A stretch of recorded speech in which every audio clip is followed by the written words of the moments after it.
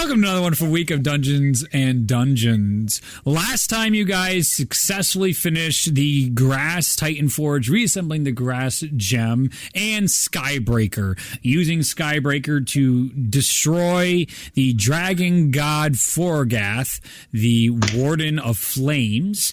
He is no longer in existence in my pantheon inside this world, our pantheon inside this world.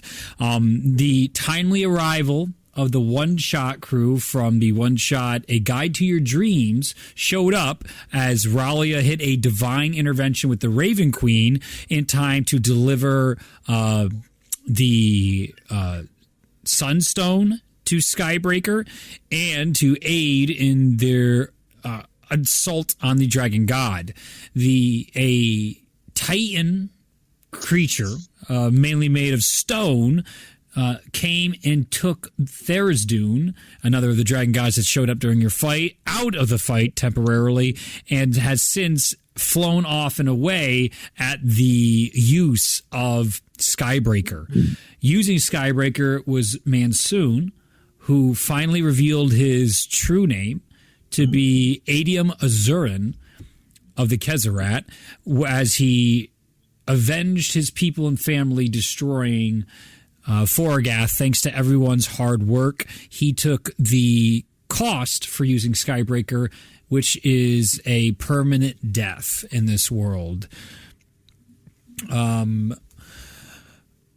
Afterwards, the Titan then appeared to shift and turn into a Druidic-looking woman with the symbology of Cretula on it, telling the group that she needed to talk with all of them. Getting behind this individual are the four characters from the guide from our one-shot. A Guide to Your Dreams one-shot. Both Dune, Blackheart, Mogroth, what's his name? Morvoth.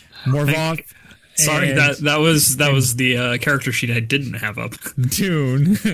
Don't worry about it. They're NPCs. You guys don't have to worry about it. Okay, cool. Fantastic. Get behind as the army of Paradorium. I said Pandemonium last time. I meant Paradorium. I believe that's what I called it the first time.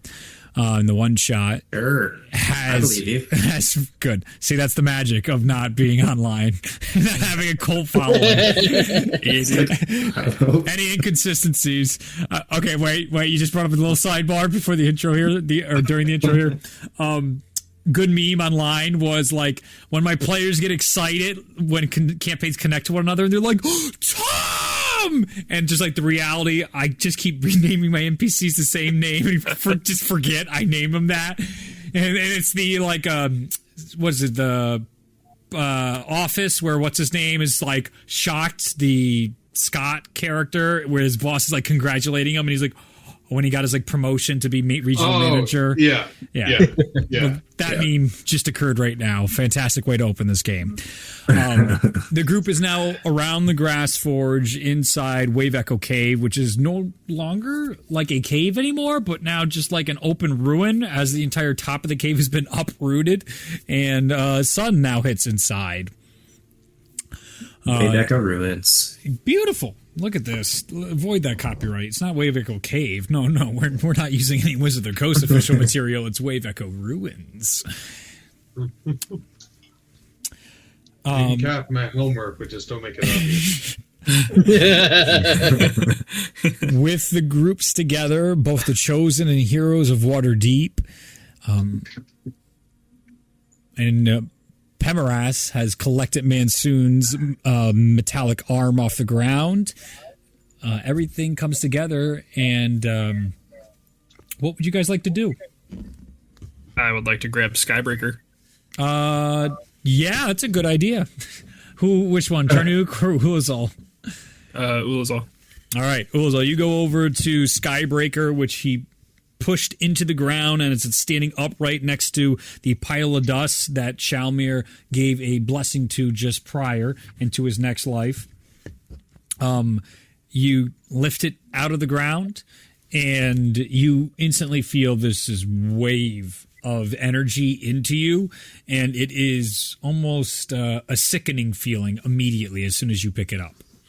Eric, give me that, please.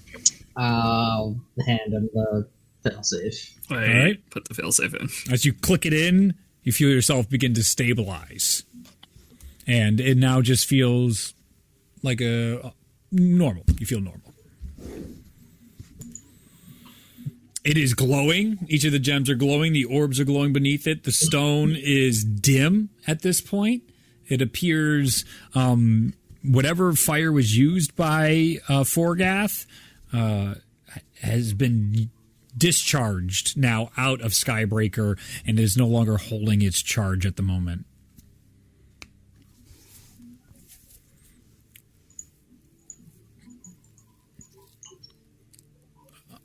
I'm sorry. This is okay. There's a lot going on right now. This thing just killed the god. Mansoon is dead.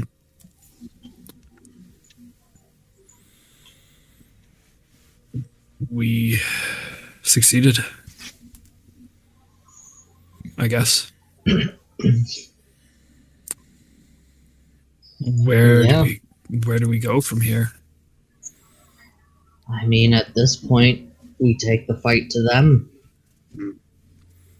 But we also, yeah, that's a bit of a problem if somebody has to die every time we use this thing.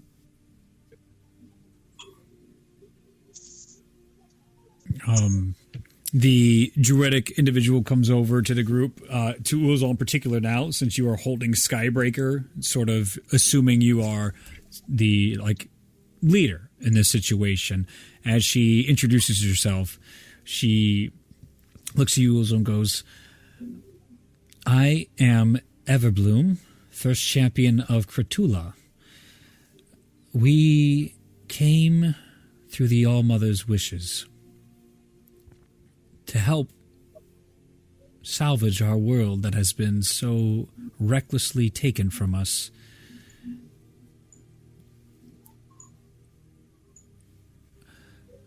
I am unfamiliar with these lands and unfamiliar with these times, but if the All-Mother deems your plight one to follow, then it'll be one we shall support. You have these 4 heroes to thank, as she motions towards the one-shot crew, for free my imprisonment many, many years ago. Imprisonment, our wars with Melora and her chaos creatures. I was locked away with our soldiers. We were to defend the All-Mother, and the only way to prevent us from doing that was to lock us away. It was a weak tactic, but one that proved potent. She looks over and sees Pemeras. Interesting. Are you friends with this individual? As she motions towards Pemeras. Allies with a common goal. Yeah, we go way back. Did you... And she just stops and she goes, Pemeras, I think we have things to discuss. And you see him now turning over. Hello, Eve.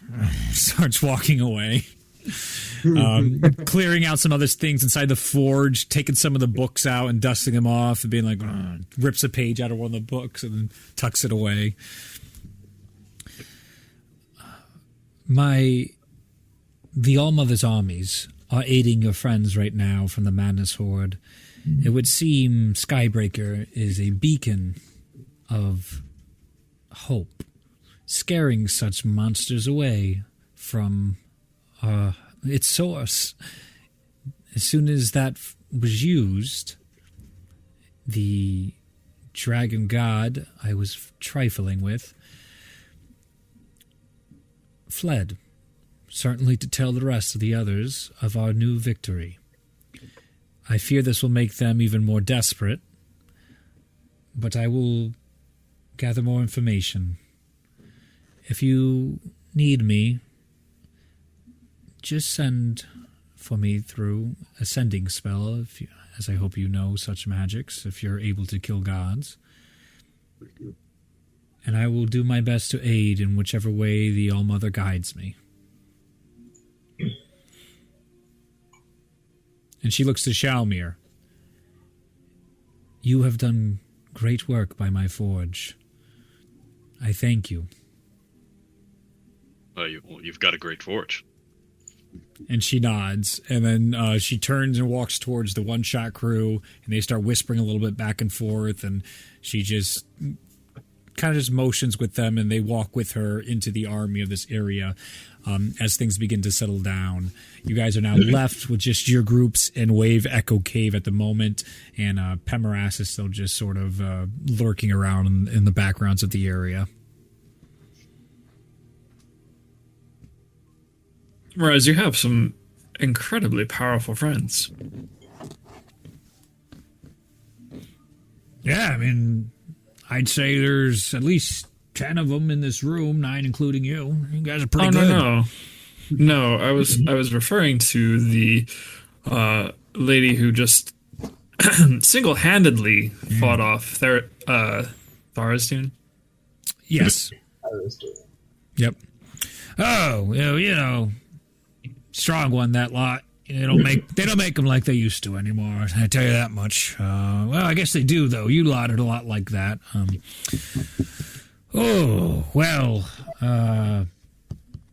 He now finally looks like he's just been this killing time. Been trying to avoid you guys. Well, I promised Halal I'd take you to her temple once you came through on everything here, and you did. But she didn't give me a time frame per se. She assumed I'd do it immediately, but you can just let me know. Cause, maybe at least a night's rest. yeah, I think that Tyrion says, completely exhausted with all his spell slots gone. Yeah. What are you talking about? I'm ready to go. Yeah. Well, maybe I could take you first then. I'll remember that. You see him write something down in a book. Mosnell ready to go. Find me in the morning, and I can take you to what Halal has prepared for all of you. Part of her last wishes of sorts. Teleus, my boy! I'm sorry, but good thing you didn't use that on her, as he points towards Skybreaker. So, like, she's around still. That's the good news, you know? Yeah. I mean, that's good to know. She'll be around in some way, shape, or form. Yeah, but just more like a whisper and hands-off kind of way, which is lame. That is fine. She, yeah, that's fine. If you need any, need a vent, you can always message me and I'll show up and pretend to care. Okay. No, I mean, okay, I didn't need that. As he just walks away, goes into the shadows. Thank you, Penny. If it's any consolation, Teleus, you've lived for millions of years so far. There's a good chance you'll see her regenerated. I mean, I'm only like 400 years old. I only got through millions because of a portal, so who knows? But I think, if she doesn't come back, I could at least imitate her in her steed and do well by her. So it's all right. It's all fun and games, killing gods, easy money. Fun and games, right? Yeah, fun and games, light work, really. It's fun. Yeah, see. Let's go check on our friends. As my friends are like exhausted and dying. As you return to the front, you find victory has fallen over the crowds of your friends. Without the aid of the destruction of Forgath, maybe things would have been much different. But coming through and showing that a dragon god can be killed completely turned the tides of the momentum. You're greeted by familiar faces once again. Even Yavanna was at this, as well as Brian, L'Oreal, Calgary, very familiar faces all helping to defend the world and their causes. I definitely forgot one of the persons. There was one person I kept saying, don't forget. And then as soon as I thought of the others, I forgot it. God damn it. L'Oreal, Simulacrum, Tyrion, if Bologna. he's still around. Still there. Yeah. Well, if you think of somebody you need to talk to that's still alive in this world, they're probably there. Sister Garely, Was it need her. Calgary? Calgary, already yeah, said he's already there. Calgary. Yeah, he's there. He said Needs Calgary. Sister Garely. Need her. L'Oreal. She's important. Zeph, what about, Orana, Bellona, they're all there. Lizard Is folk. Brian? Kane. Yeah, that was one of them. Kane is there. Yes, Kane. Kane was there. He's Yeah. probably just sad. He's a bit depressed. Yes, Yeah. But he's there. Sad boy types. he is there, and there's some real cathartic tearing madness creatures in half going on during that fight for him. Something he really needed. But have he and Met Ragnorum linked up yet? You'll have to go ask him. Oh, that's gonna be so awkward. I didn't change the thumbnail for today, darn it. Oh, well. Yeah, it might be. Sure might be. Hey, you corrupted my friend, and Hey, you. now she's dead. You stink. My life partner, you fuck. Yep. They were life partners. But you're also like the champion of my god, so this is super awk.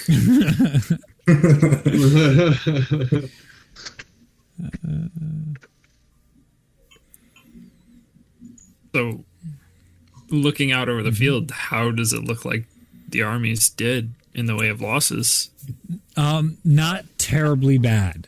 Thanks to your hollowed spell, what would have been absolute devastation to Fanlin, next to nothing because they couldn't get through the wardings. You and Ralia were able to keep them safe. Of the fields out there were losses, and but more in the realms of hundreds of people instead of tens of thousands like we've seen in the past. The fields are war-torn and battered, muddied and slick. Grass has been destroyed, but it basically was a bunch of mindless madness creatures attacking in an open field from a fortified position. They did their best with the help of Pemoras linking everybody up in all the plans and understanding what's going on. They coordinated.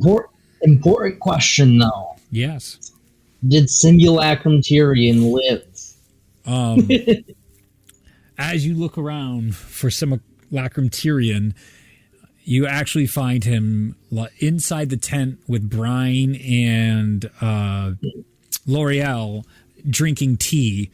To both their confusion, your simulacrum is insisting on post-war tea. It seems like the casting of your spell may have manifested some of the more quirkier sides of your personality. The nuance of the arcane is fascinating, and the more you cast it, maybe the more in line you can get it to be. Tyrion just gives him like a little thumbs up for surviving, and he would return the same. Yeah, of course. As you turn from the tent, you are horribly startled as your heart basically goes in your throat as a Valkyrie is standing right in front of you. You nearly bash into the armor as you see Tho looking at you, and she goes, "Tyrion, right? Yeah. This is for you," as she hands a letter over to you. I take the letter. And she just nods and walks away from you. I will open up the letter and read it quietly to myself. Sure you will. You have now received your letter.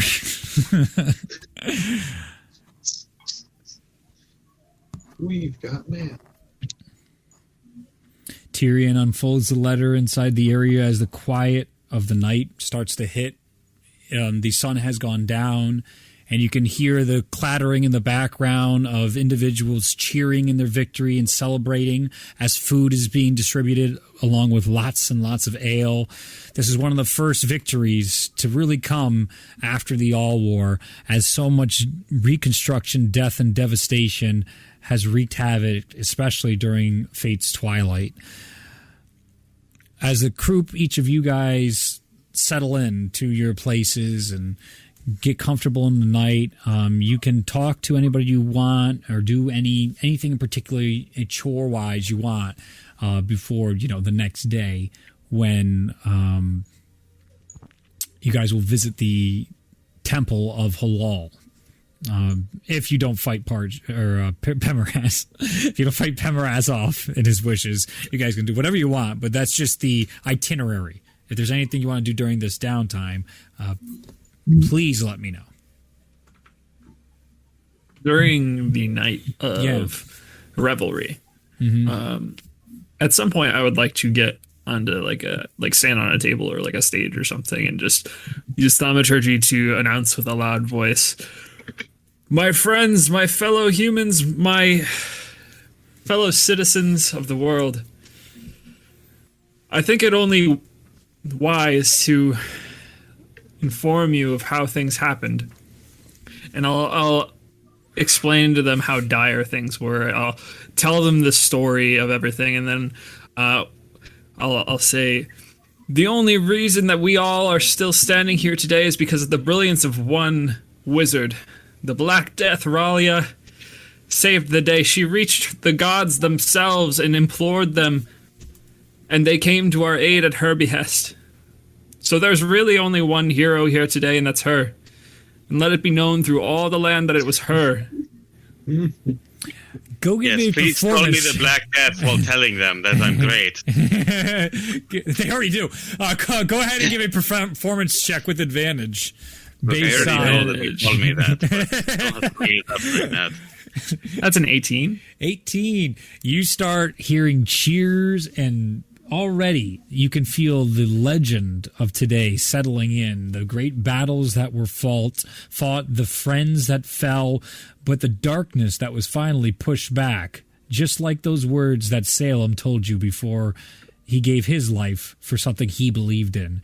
You guys fought to even give your lives for something you believed in, and you came out the other side. You found purpose through this lifetime to do these things you thought and feel to be righteous and worthwhile. This resonates throughout with the people, and no one will forget what Ralia had accomplished on that night. Her legend has grown to such status that will be told for a millennium, and probably much longer through the guidance and care of the Raven Queen. Songs are sung and rounds have been thrown, and uncomfortable spotlight shifted onto Ralia as people cheer and adorn her with all sorts of compliments and praise. The night continues with great revelry. Every time people turn towards her to look at her and clap or whatever, she's going to use Misty Step to just dart around.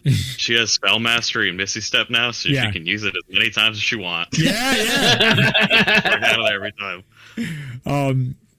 I say most of them interpret it as a party trick and are loving it, and some of them though are being like, "Oh, they're so drunk. Is she coming for us, the Black Death?" It's a beautiful mix of just joy from everybody at this moment, as there could be light at the end of the tunnel.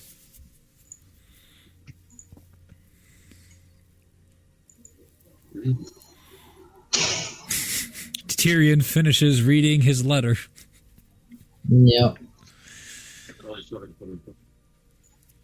It's just silent. The lengths we go to avoid metagaming. A mournful expression on his face. Warranty. We don't try that hard, Zach. I don't try that hard.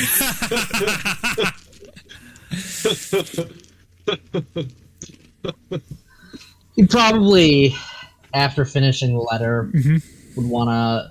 I'd move away from kind of the revelry and everything into a dark, quiet corner and try to have a discussion with Cole. As you try to reach out to Colveth, nowhere to be found. I know you're here. I know you can hear me. Don't run and hide. You know this is in the past. But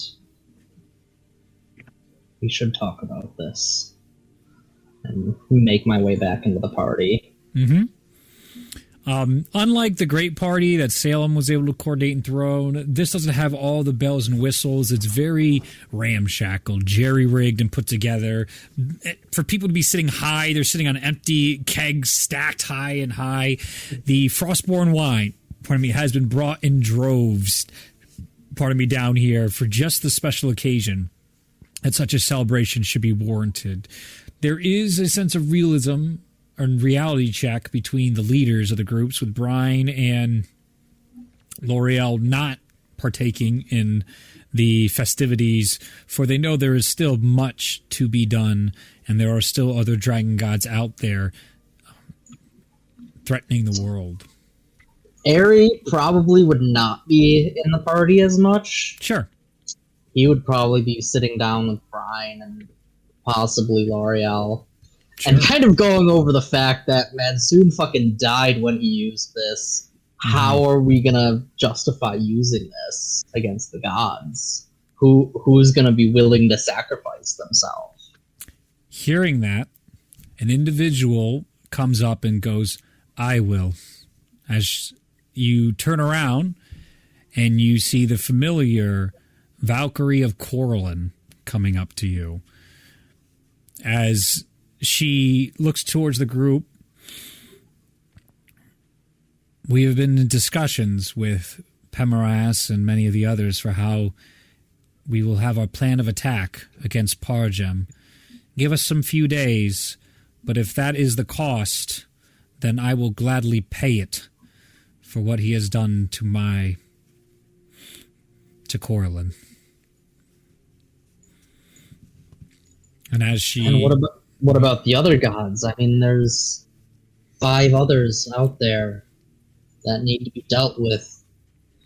We lost Mansoon, so there's even fewer people that can help us cast that spell to negate their immortality. And even when we used it, we couldn't finish them off without Skybreaker. Well, the thing is, I've been thinking about it a little bit, actually. What if we just got them all in the same place at the same time and just did them all at the same time, you know? Just put them all in one big room. Oh no, I never thought about this. Just shot through all of them. It's so obvious. Why did I think of this? Oh no, it happened again. Oh no. Oh my god. We don't have to all die. Oh my god.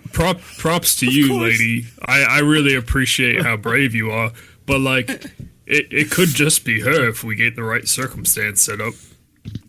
We barely survived an encounter with 2 dragon gods. Yes, exactly. This is what I was going to say. It sounds very, very great, but that's fine. Theoretically, great idea. Reality, 2 dragon gods nearly destroyed us without the assistance of a fucking titan. She can help too. How are we gonna fight?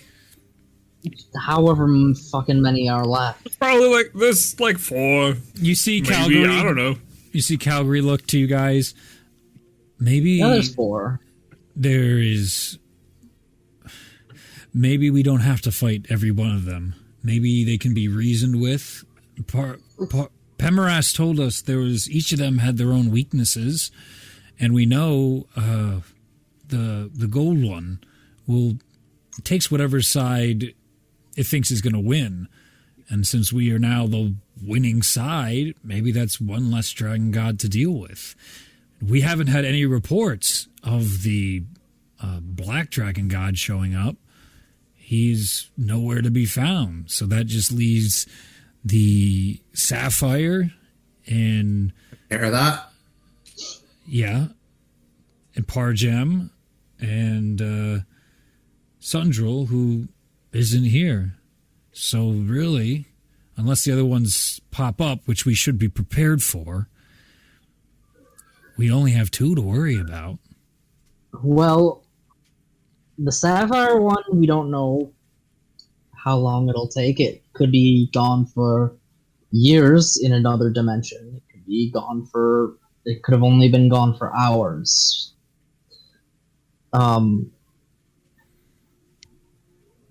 I feel like one of the Valkyries would probably chime in and just be like, the black one was in the Hells last we saw, so that one seems to have an affinity for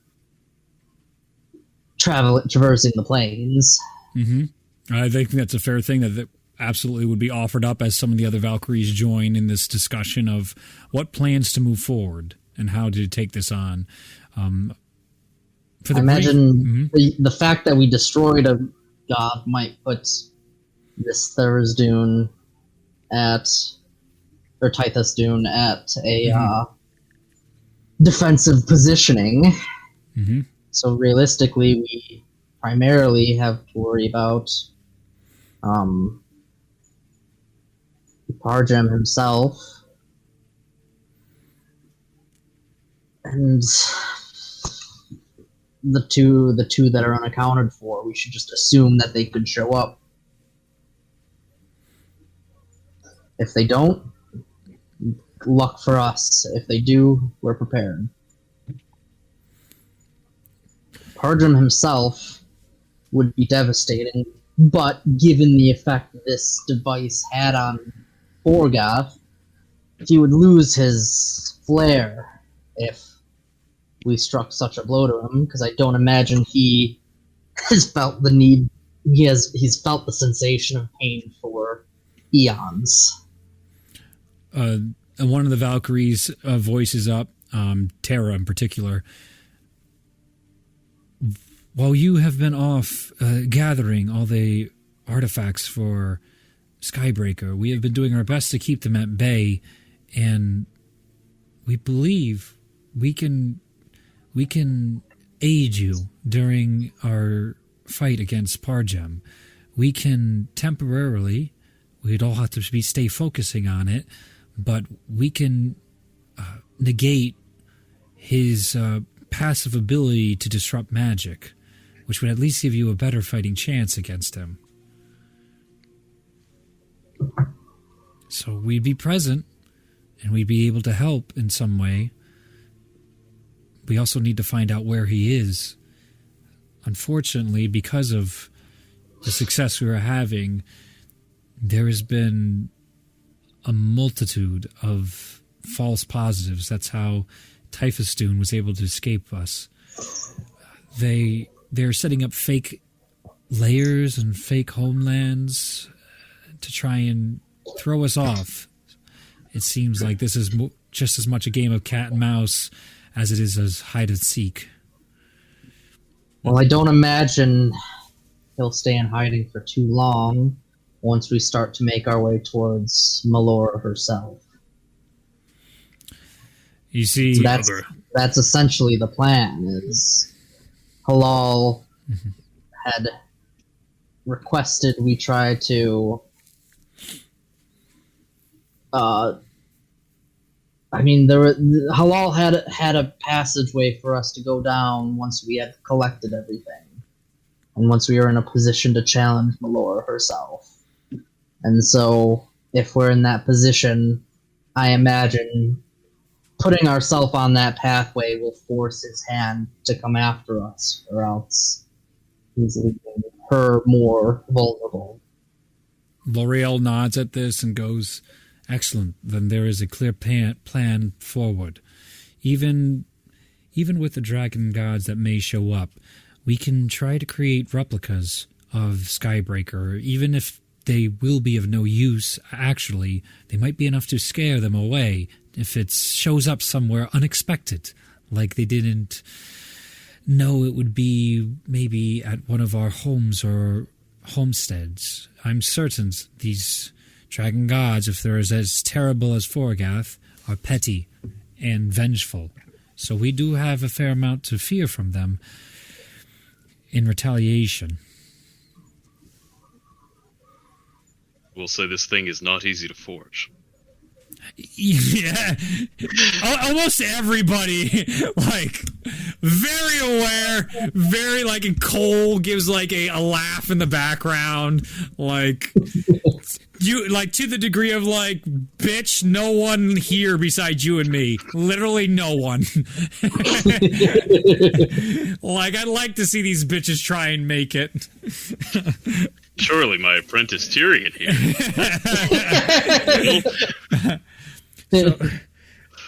So this is the crucible. No, that's a pot. This is a pot? Yes. Where's the crucible? You keep saying that word. Like, you. Why do you keep... I like the word crucible, all right? Which item's the crucible? Part of your 2-year side journey.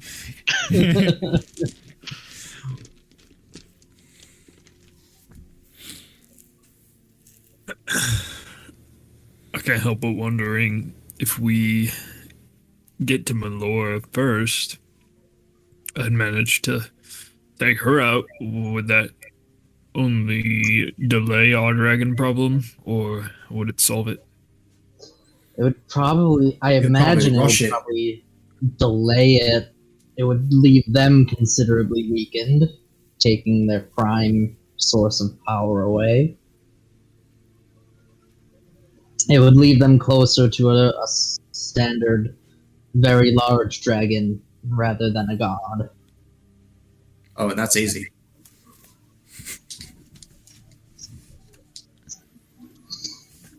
One of the Valkyries pipes up. Mm-hmm. If it's just a normal dragon, I could do that myself. Your one-shot Valkyries. You are welcome to chime in with them on occasion. That's Oh, great. yeah. I was like, is this allowed? Can they do that? Yeah.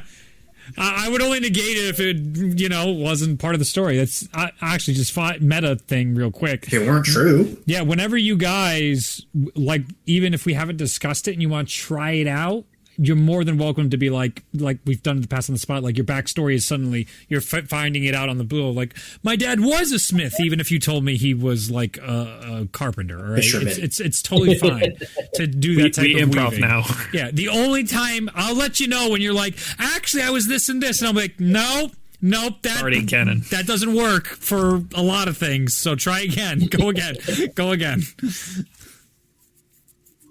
But I encourage that, where you guys can try and figure out and have your agency and plan your narrative. Can I, as well as Yeah. Get in a fist fight? Well, yeah, maybe.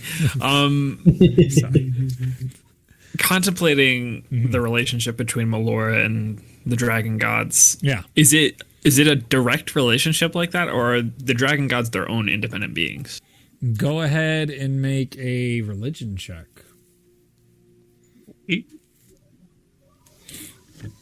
That's a 19.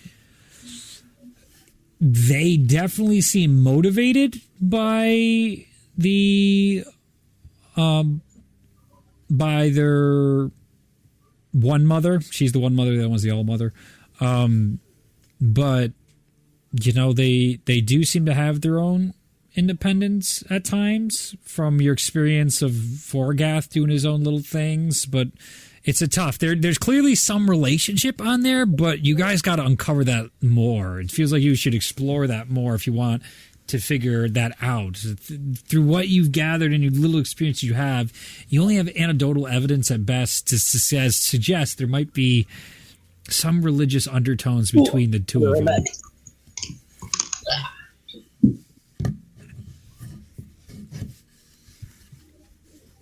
It would be most prudent to put Melora down first.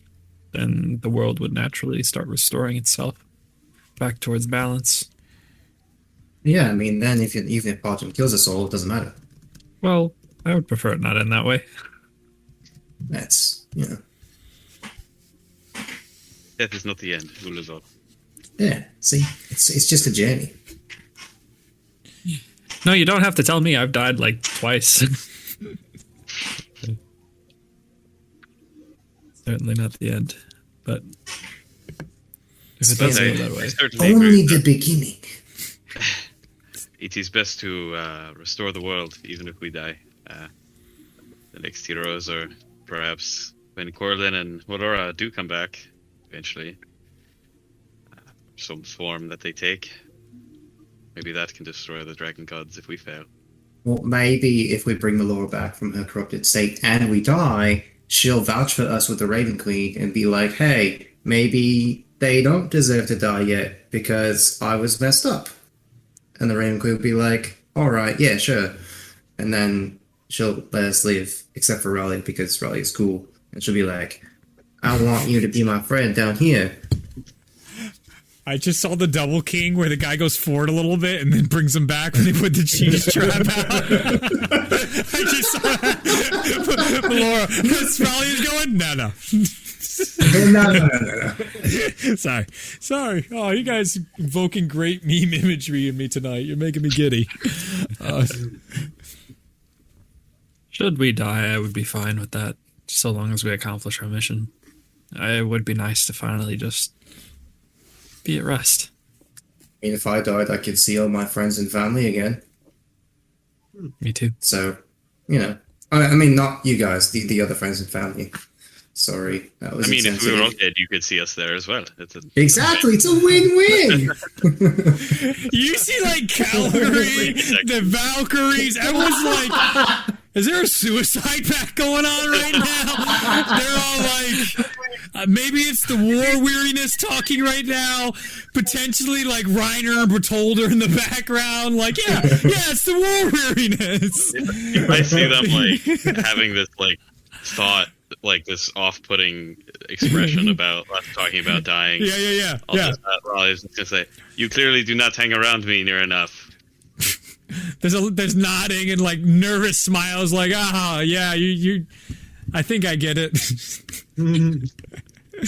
But there's definitely this solidarity between the groups now, just your shared struggles and this shared burden of responsibility, and both to the power that you have and the ability you have to help this world with such power.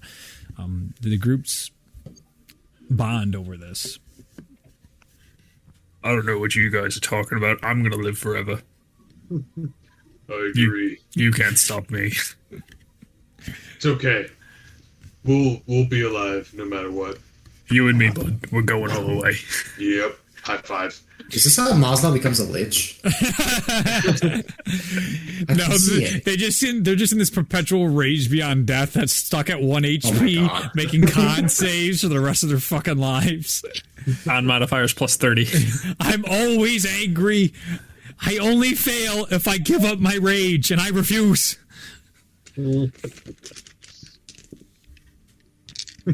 The mere thought of dying makes me angry. 19 levels of barbarian, 1 level of wizard. This is a joke. I'm going to send Charnuk to the plane of fire and see how he lives forever there. Not doing that. But. Okay.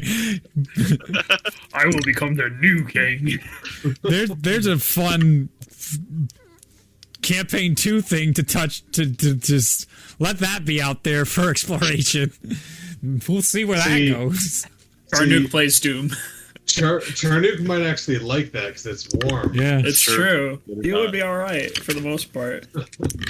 Also, while Hunter's gone right now, I was looking up just potentially for campaign 2 stuff the average lifespans of all your characters. Technically, if we're going off of just normal, based on your race. Nobody lives past 100 years besides Shalmir and Aerie. So I was like, I got to jump. What about the people who are already old? Kill me. Just you got to live there to get there. But I was just thinking epilogue stuff and just seeing. I was like, maybe we got to go 250, 300 years in the future. Campaign 2 is now looking more like 100 years in the future. We really don't have to go that far, which is kind of fun. So you know what that means. We'll see Shalmir. Well, you might, unless he dies. Everybody can still die. Plenty of people can die. You think these level 20 characters can die? Nah. Out of all the characters here, Shalmir has spent the most time dead. It's only fair. We gotta give it all back!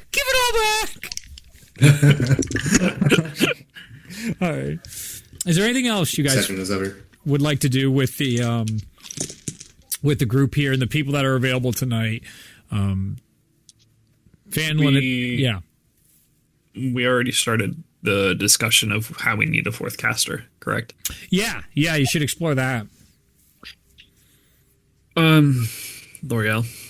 Yes. As Tyrion has informed you, Mansoon is no more, which I'm sure you have some mixed feelings about. Mm-hmm. However, in order to break the veil of the dragon god's immortality, we do need a fourth caster of not insignificant skill. I think there are pretty few of those left in the world, unfortunately. Unfortunately, I agree. Yes, I'll do whatever it takes to help. We are in this together to the very end, and it is not just the lives of my people in Waterdeep, it is the lives of everyone at risk now.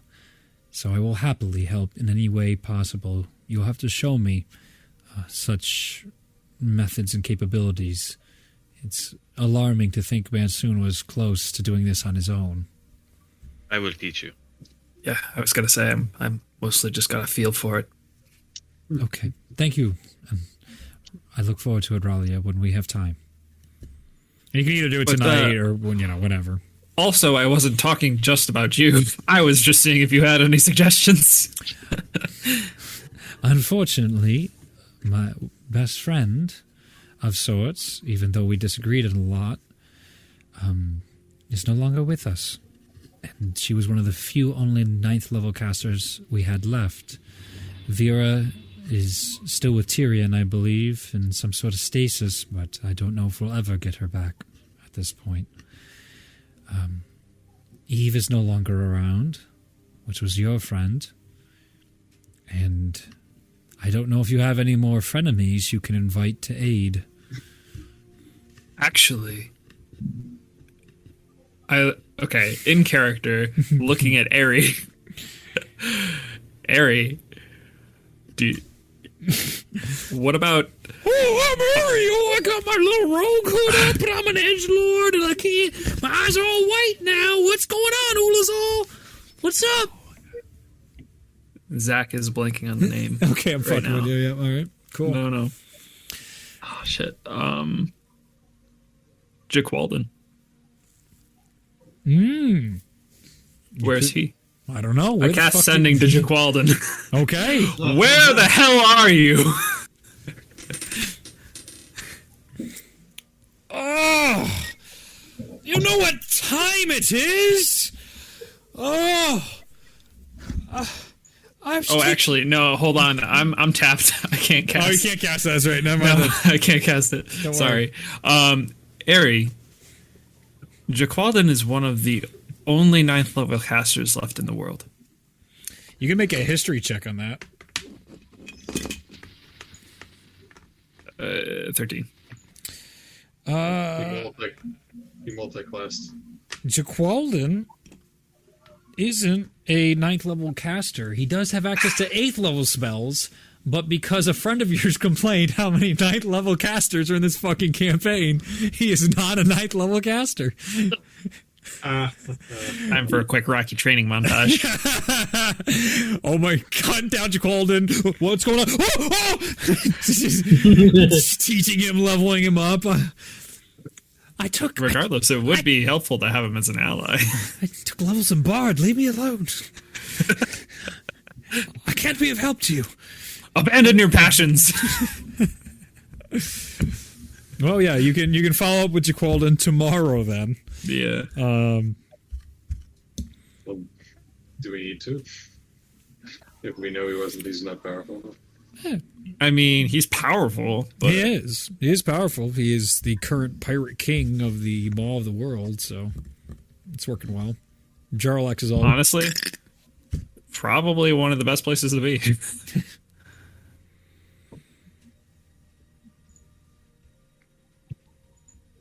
Anything else you guys would like to do? Is there something?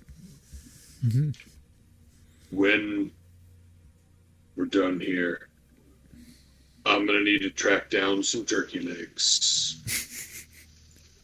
Go ahead and give me a survival check.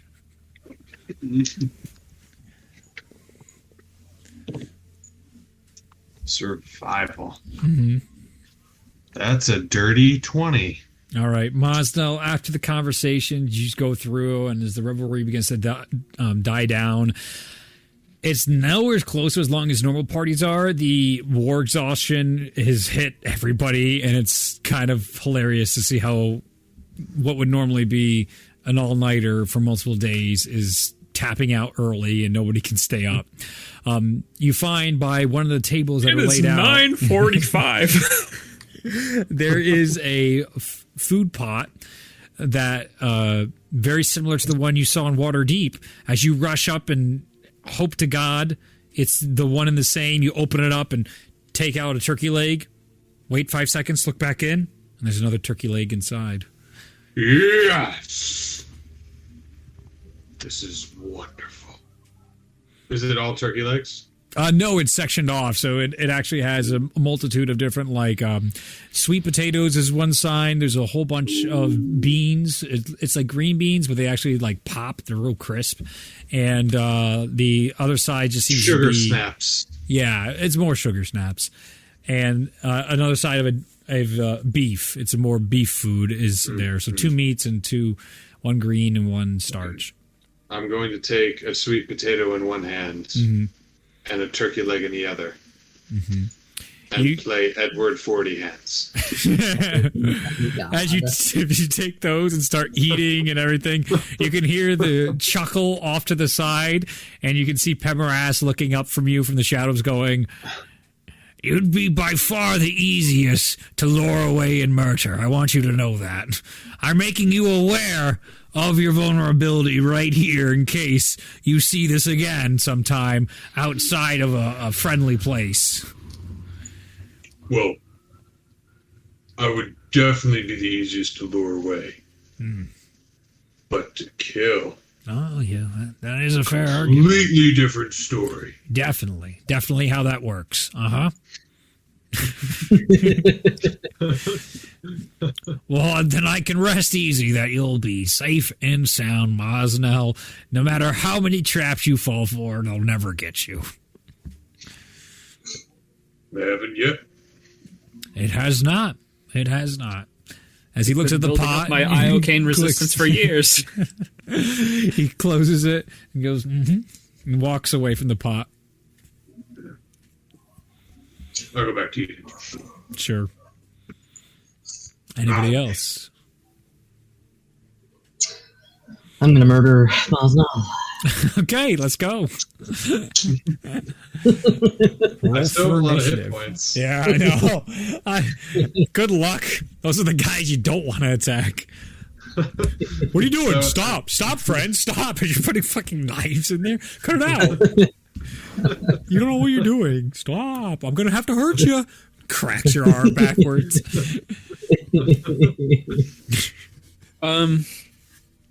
It's a long shot, but I think being that this is the only functional city still in the world, I guess, I just kind of like to survey the crowd. Just, so anyone else from my continent, my home, so any of my people? From what you see here, no. It's mainly natives of Fanlin, of Freya, and of the soldiers that came together.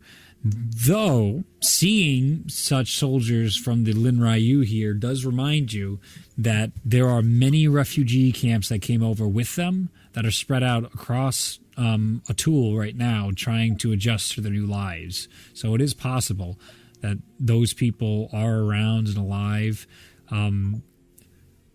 Were you? No, did you come from? You didn't come from a Tet, did you? You came from Atul. I remember you went to a Tet for the children of silence. Or something? No, I'm from a Tet. You are from a Tet. Okay, I'm making sure. Yeah, I'm from. Trying to keep you all straight. The volcano. I was like, which character? Right Ulazal or Charnook? I'm sorry, I thought I made it obvious. No, I heard Ulazal's voice. That's why I was like, interesting. Yeah, of course, Charnook. No, you don't. No one. Definitely not. The fucking bummer, dude. No. It seems pretty empty, actually. In a sense of, you have not seen a friendly Minotaur since you last left your home to gamble. Doesn't mean they don't exist to you, hopefully, maybe, but it does seem pretty likely that they might not exist anymore. Oof. Oh, boy. It's a lot to find out about on this week's episode of Was My People Genocided? Oh, boy. Oh, my God. Hey, Charnook. You're kind of down. Hey, you want a turkey leg? You know what? Yeah, I think that'll help. Here, there's a magical grill that just keeps filling up. That is easily the most incredible thing that I've ever heard. Oh, I know. It's amazing. Wait, why? If we have this, why is there hunger in the world? I don't. Whatever, man. Do you want the turkey leg or not? Yeah, I'm just gonna eat my feelings real quick. Sorry.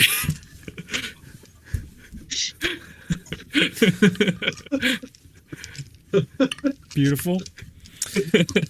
Shalmir, you, before you go to bed, your tablets begin glowing, and you feel this warmth wash over you. The Mountain Lord posting on Facebook. Present. Damn notifications. You can feel his presence around you,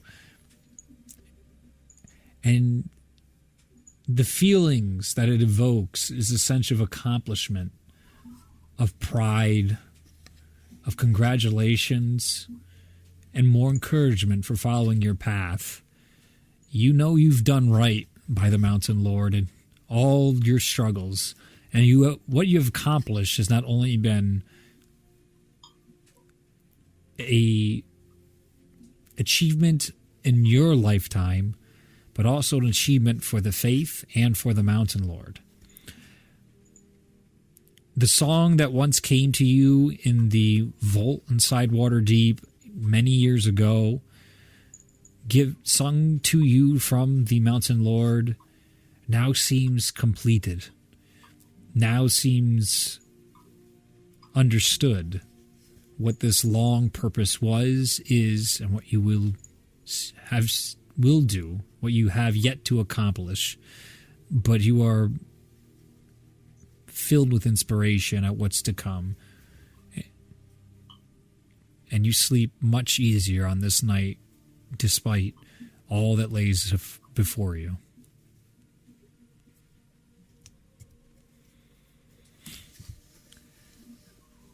Just basks in the warmth. Not gonna say anything. As Shalmir falls asleep, his Aasimar presence is active during his sleep, almost ethereally around him, not burning others when it truly is. Is anybody in my room? No, but it's How did it get almost. so hot? What the? All your friends are dead as you burn them all in your sleep. No, there is just this almost a stronger bond has been formed with the Mountain Lord. All right. Anybody else before the next day calls?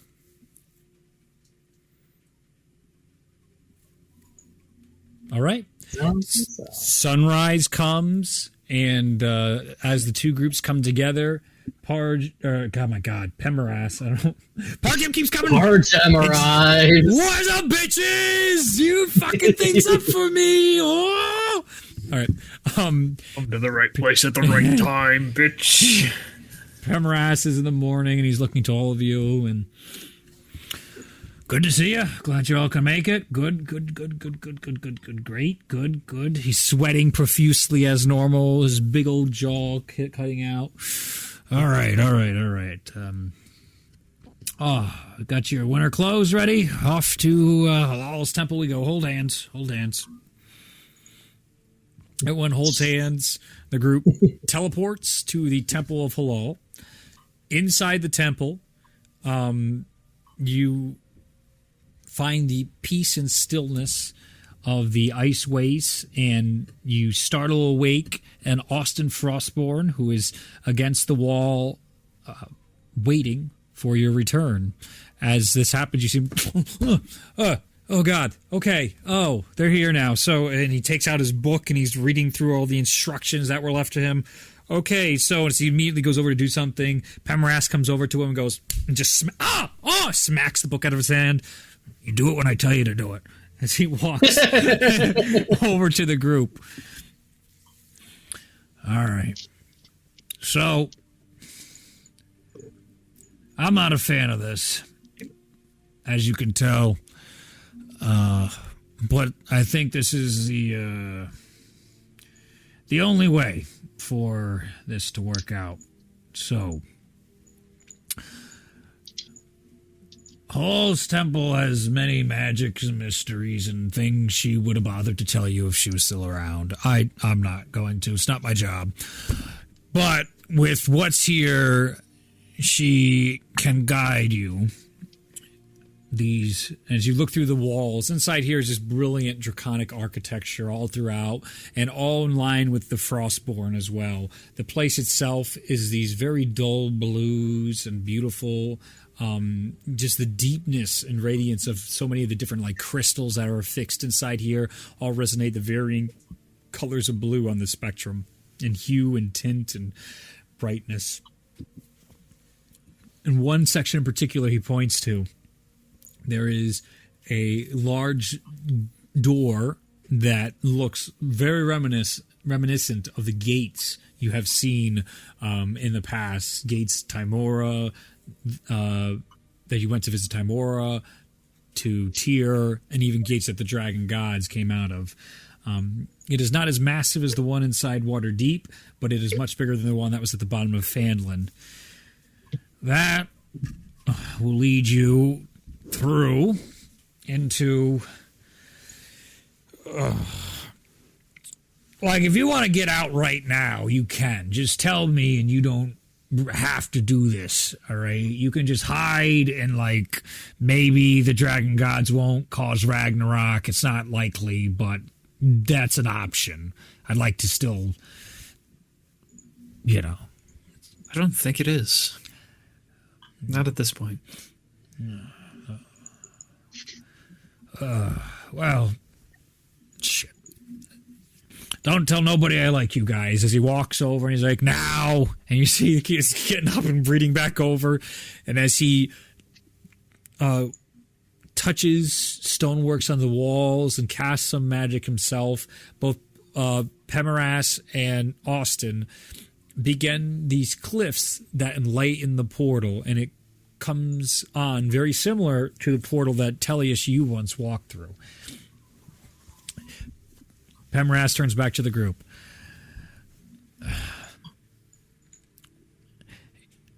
You walk through there, you're gonna have to deal with your faiths. This is your chance to get great power, but there's kind of no going back from this. It's that point of no return. You're going to be tested by those who marked you. Some chosen for one reason or another. A very suiting name, but each of you are prospect champions of gods and goddesses in this world. I can see it, and other guys can see it as well. But plenty of people can be marked. Plenty of people can strive towards it. That's why Melora stole so many of the champions away. It's no guarantee that you'd even be a good champion. But to solidify that, to really be that paragon of whatever has called out to you. You just need to walk through that gate, and that'll give you everything you need to make sure Parjem can't beat you and can't ruin this world.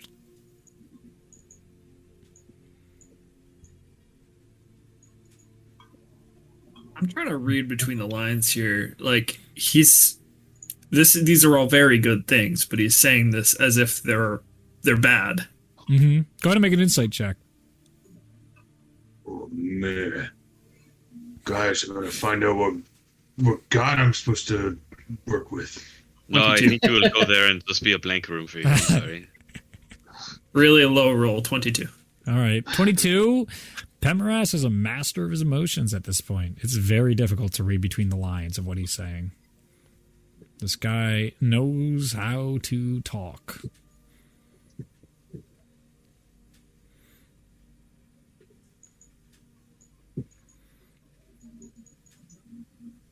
Well, I have nothing to hold back.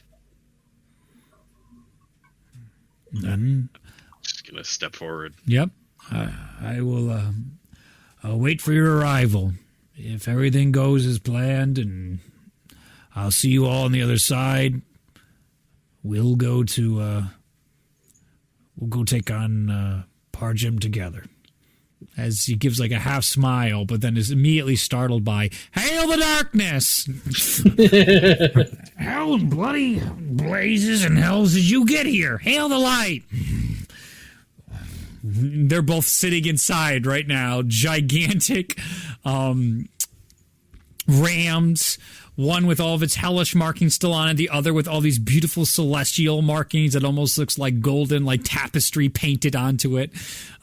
In harsh contrast to one another, the two rams are ecstatic and almost like you would recognize a dog wagging its tail sitting inside this temple.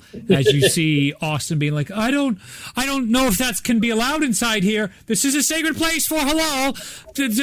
It's fine. Are you? Oh, he keeps looking at Hail the Darkness. Ares just gonna go walk over and just like pat him on the side. Yep. He gives you a happy Hail the Darkness.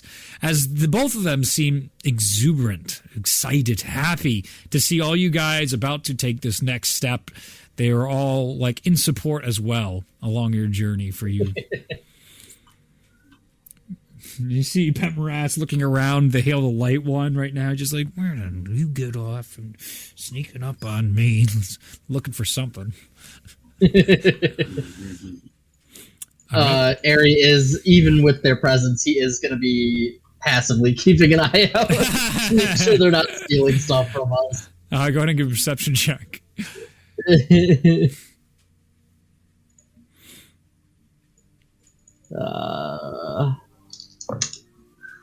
Ridiculous. What is that going to be a total of? Mm-hmm. That's going to be oh god, 32. It's almost unnoticeable to the common eye, but they are definitely slightly inching themselves closer every second to the individual holding Skybreaker.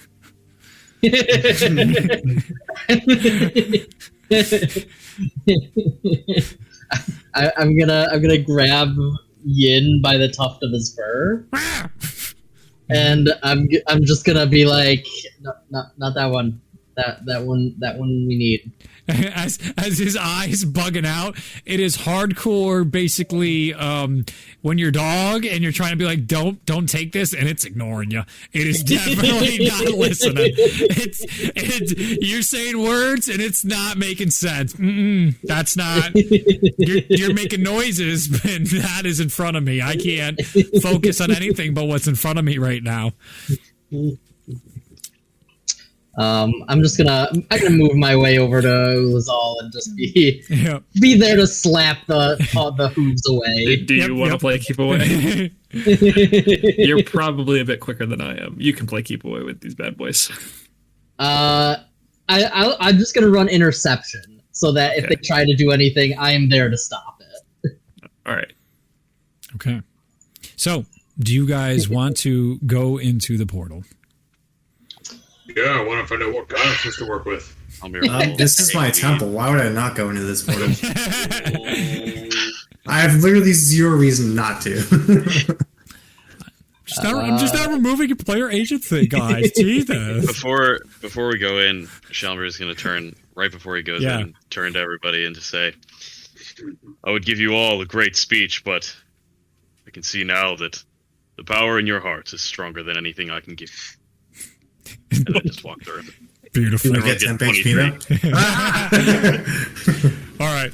As everybody walks through, the last person to walk through, who wants to be the very last to go through the portal? Me.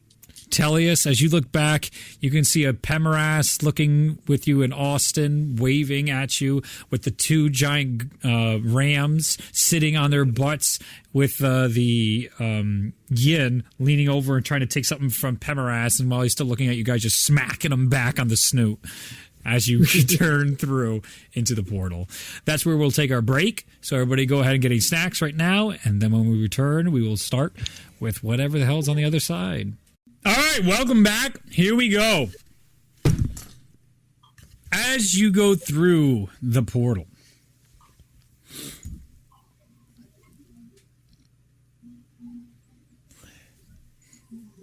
you die.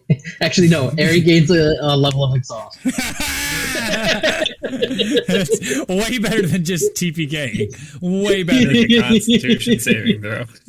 Oh my god, the special. Okay, no, can't use the joke. There's a real good joke there. Oh well. Fuck. All right. Anyway, you guys feel warm fuzzies. No, you feel neutral. It's this weird stasis of not feeling anything, which is extremely uncomfortable. The idea of not feeling good or bad as you walk through this. The lot of you find yourself inside an oppressive heat. It's warm in here, hotter than normal. It reminds you very much of just last night when you were facing down with Forgath. But not nearly as horribly hot. And it actually looks familiar to a group of you. The familiar etchings of the sides of the inside of this volcano, and up on a forge, now different. What once was a forge that you remember became this twisted, almost smelting pot. And the last bit of desperation by Fire Titan, there stands the armor where you last left it.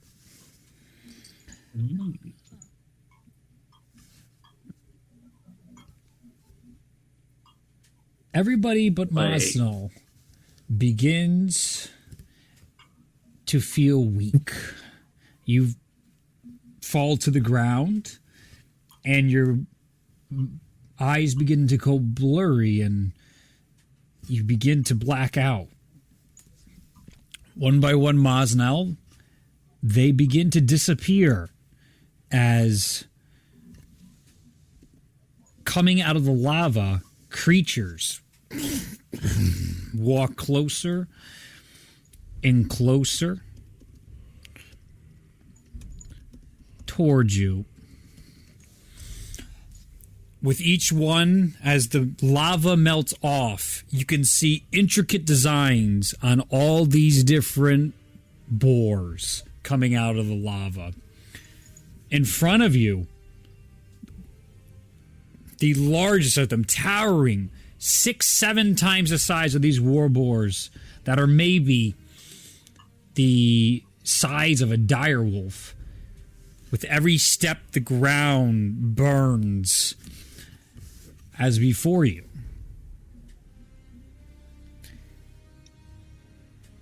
You see the avatar of Kahir, the god of war, and familiar to you from Bologna's crossbow. As it walks closer to you, the heat is blistering. It leans down just a bit to look towards you, dwarfing you in size, and you finally hear, "You are worthy."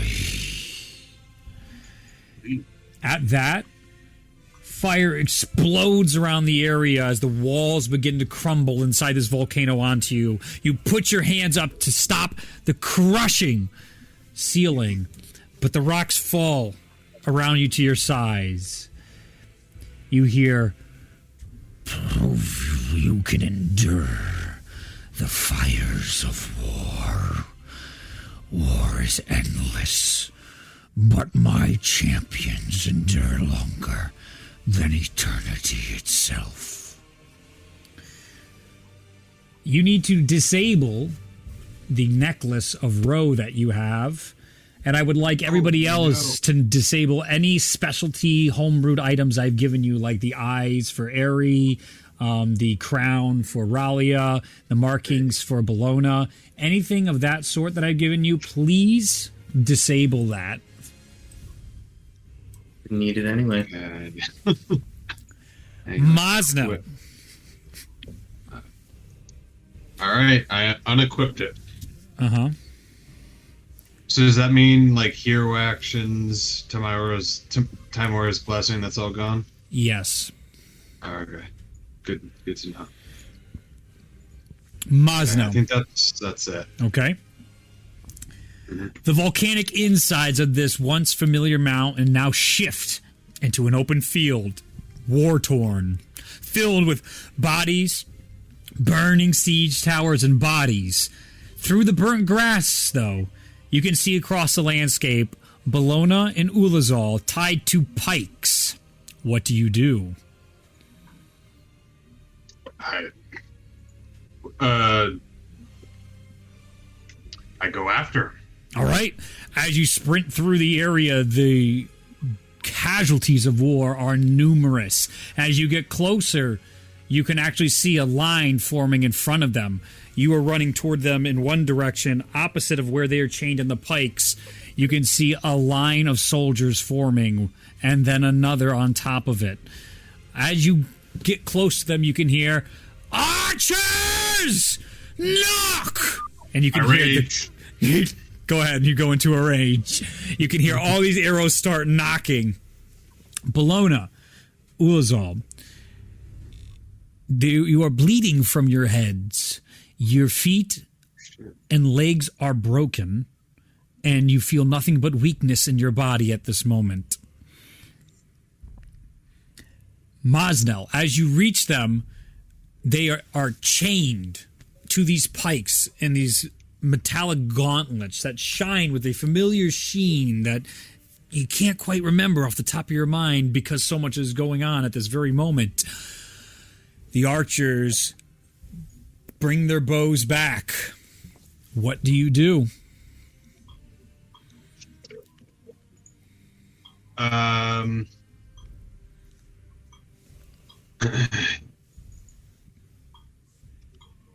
Can you repeat?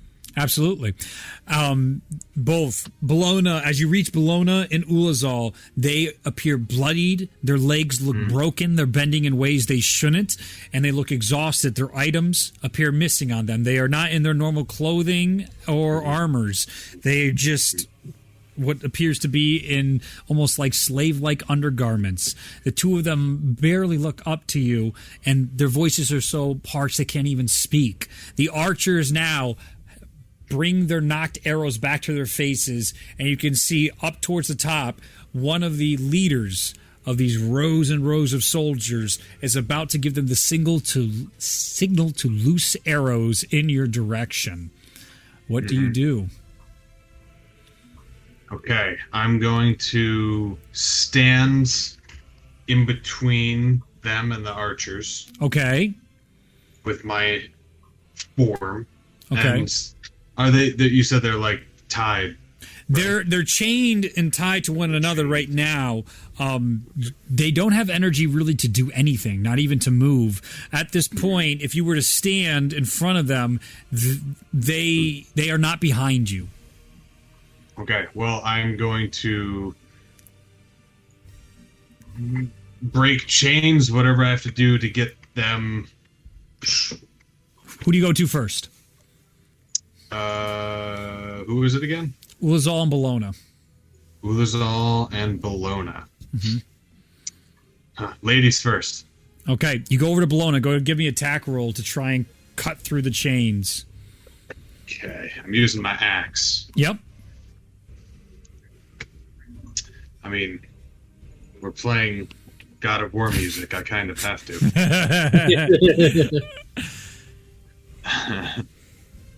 So to hit, that's a 28. Hits. Go ahead and roll damage. Okay. Damage. Here we go. Ooh, this.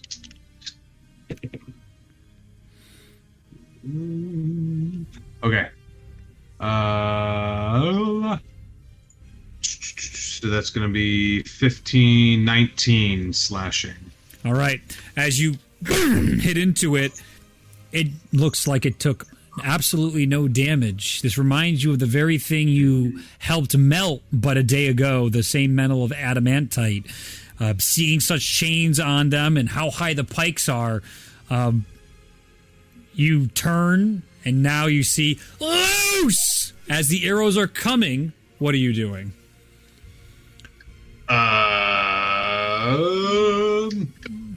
What am I doing? Let's see.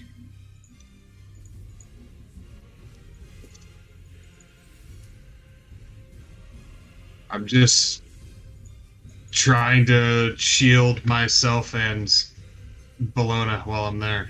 Okay, as you turn, you wrap over Bologna. The arrows fill you and Ulazal full of arrows. Sorry, buddy. You take 50 points of piercing damage. Okay. Ulazal, as the arrows go into him, you see him start gasping out, and he is barely moving now as he's pinned. Bologna gives a faint thank you that she can croak out. You hear him again in the background. Archers! What are you doing? So, do I get the impression that they're shooting at just me? Give me an insight check. Basically, I'm saying if I run away from my friends, will they be safe? Natural 20. Nice. If they were only targeting you, they wouldn't have bothered then to attack Ulazal, who was left completely open. This seems like an execution of your friends in front of you right now. Okay. And I would even say they're more interested in their friends than you. Well, that's unfortunate. As he looks over to Ulazal's corpse. Sorry. That's unfortunate. What are you doing?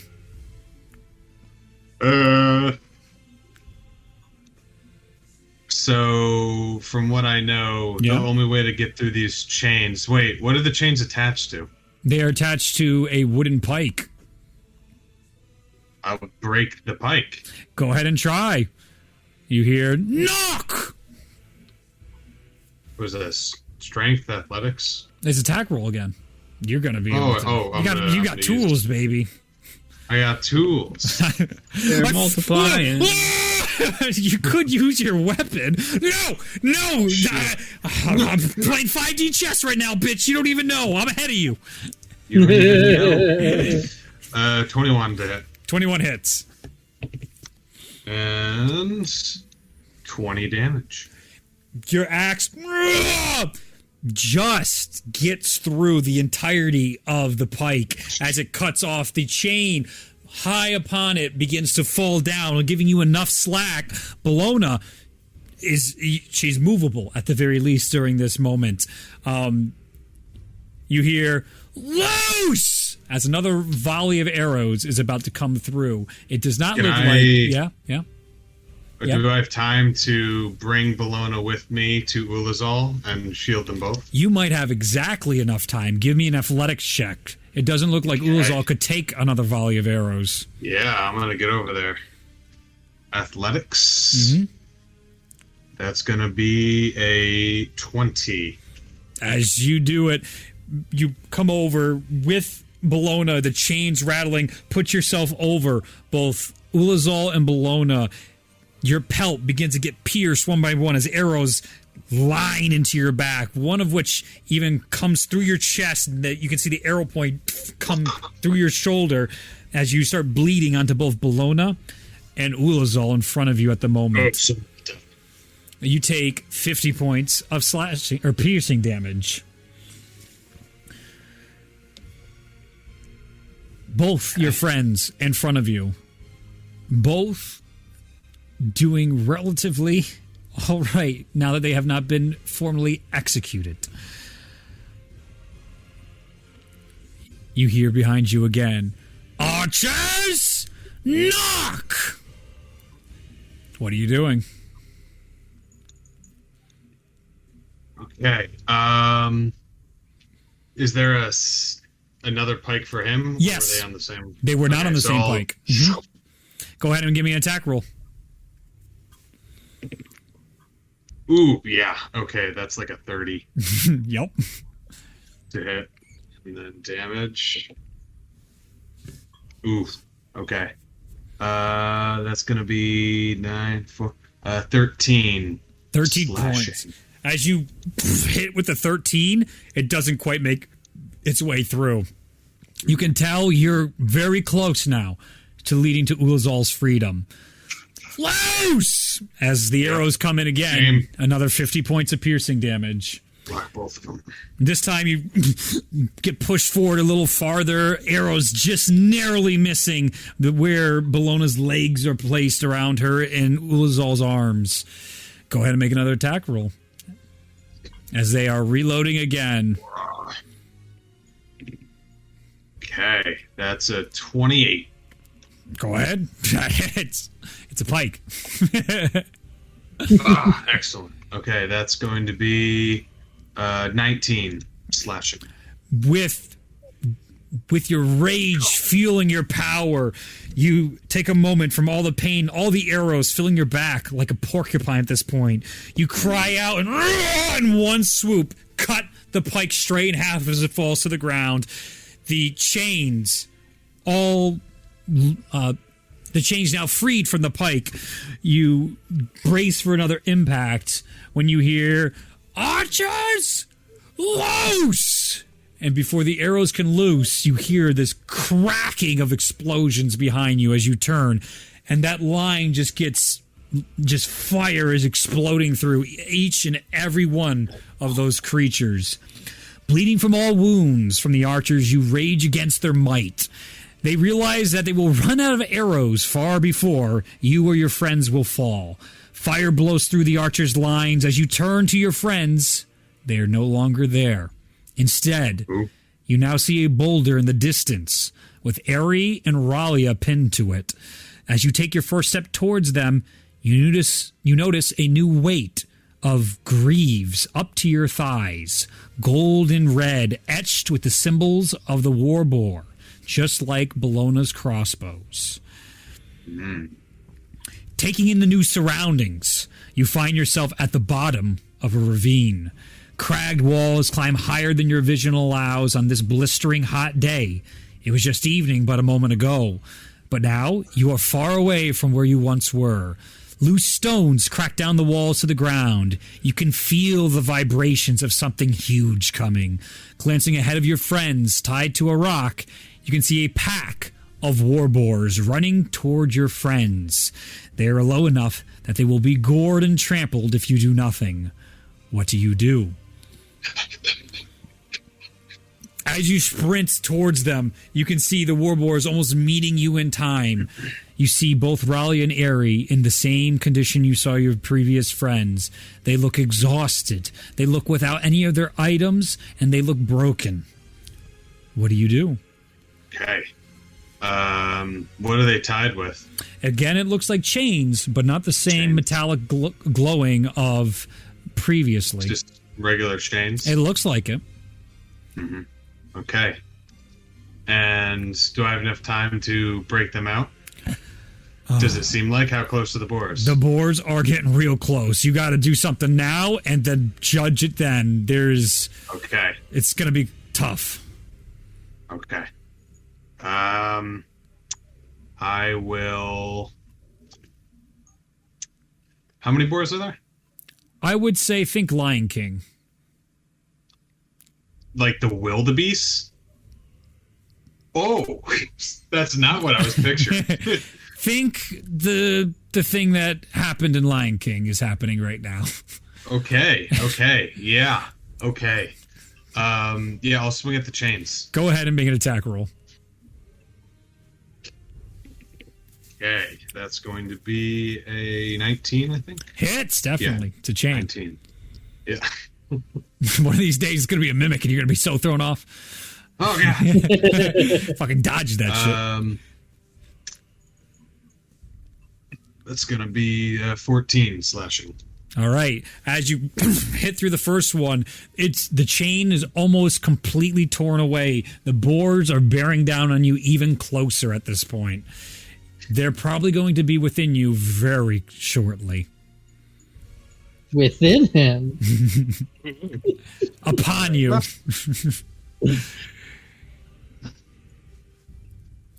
Swing again. Okay, go ahead. Okay, yep, 22. Who are you freeing first? Ralia. Okay. And that's going to be 18 slashing. Easily breaks through. Ralia falls into your arms, and the boars are about to hit the line right now. What do you want to do? I will do the same and try to protect them both. All right. As you go in front of Aerie, the boars rush through the crowd. Give me a Constitution saving throw. Constitution saving throw. Okay. Constitution. That's going to be a 14. That's a fail. As you get blustered and beaten through this, you take 40 points of piercing damage as the horns of the war boars cut against you. At this point, your pelt has been completely torn off, and now it is the bare back on Mosnell. And some of them even trample up and over you, but it passes. And as you are bloodied and battered, as the war boars go off in the distance, you can see Aerie slowly trying to raise a finger behind you as you look, and there's yet another stampede of war boars coming. What do you do? Go for the other chains. Go ahead and roll an attack roll. Okay. Ralia up onto your shoulder with two-handed. Oh, I used reckless. Yeah. I mean, why I'm not? I'm just doing reckless on everything basically. That makes sense. Natural 20. Oh, go ahead and roll damage. Double the damage. Yep. Plus brutal critical. Yeah, brutal crits. Okay. Oh, that's right. Okay, hang on. So that's going to be I think I get 3 extra dice. Woo! It doesn't matter. Let's say it's so 4. Ooh. I lost my dice. Everyone's watching me.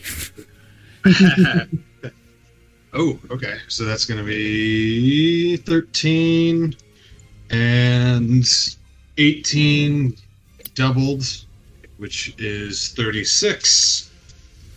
Plus 5 is 41. Plus 4, 45. 45. You dent, and the rock actually crumbles after all of the wildebeest's pressure on it and the damage you endured from them, from you. It now comes into rubble. Both your friends freed. It is about to hit you once again as you have both of them on your shoulders. Go ahead and give me a perception check. Okay, perception. Okay.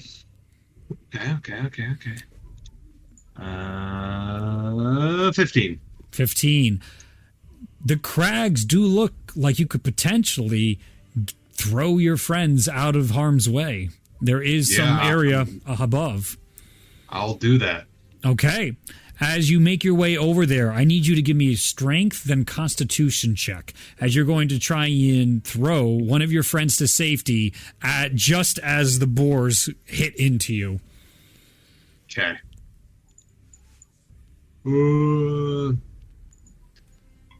Okay, 12 on the strength. Okay. Bad roll. Which one are you throwing? They are both light. I was going to do Ralia first. Yep. Strength and Constitution? Yep, then con. Okay. And then con, I got... saving... what am I looking for here? Yep, saving. 12. Another 12. So as you go to throw Ralia up, they're on you too quickly. You immediately bring her back, knowing it's not going to be enough, and you hold the both of them to you as they gore you once again, Mosnell. This time, you actually get gored up into the air, and you hit back onto the ground. And as you're getting trampled, you turn over just so you can the boars will hit just you as you protect your friends. You take 40 points of bludgeoning damage. Ugh. And... Okay. All right. Try again. All right.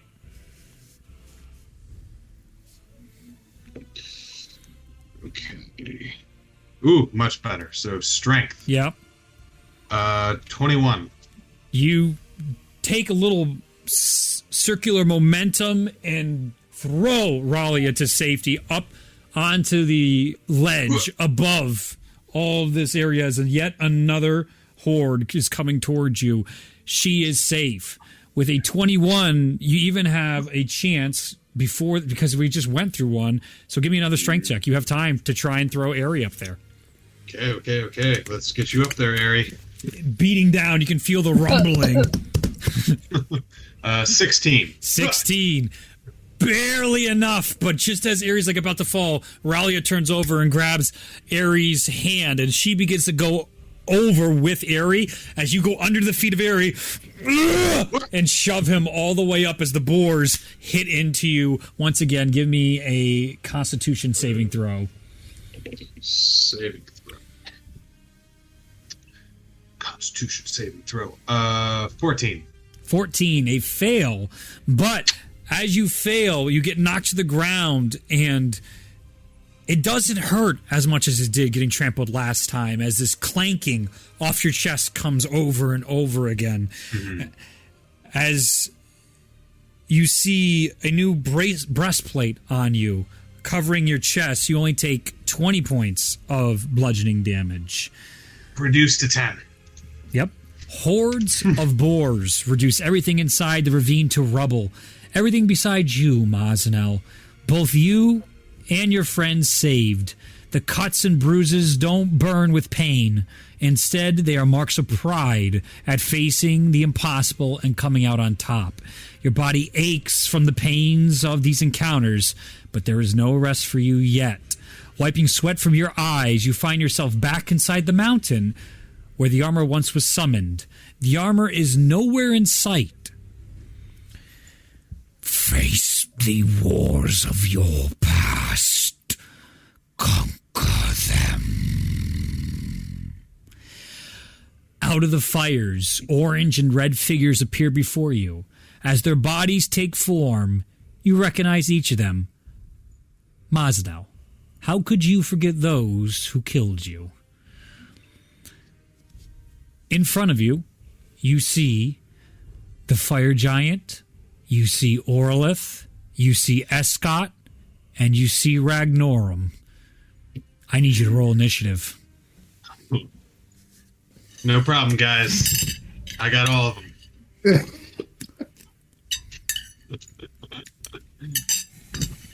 I love this encounter, by the way. Oh, yeah? Cool. Oh, yeah. Sorry to break the immersion, but it's so cool. Cool. Okay.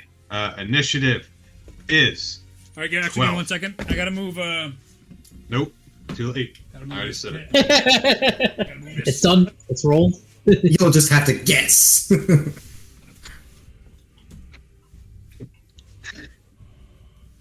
If you didn't hear it, I'll just roll again. That's how it works. Yep. It's If a we don't completely have- different roll. If he doesn't hear our initiative, we get to roll again. Nice. Yep. If he doesn't hear our initiative, we legally were allowed to leave after 15 minutes.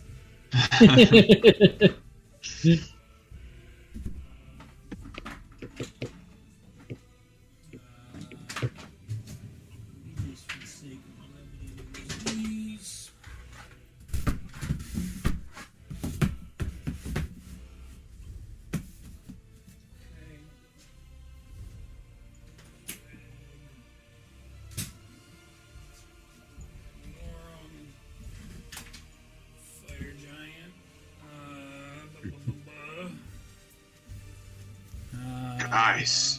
Guys, I'm Kratos.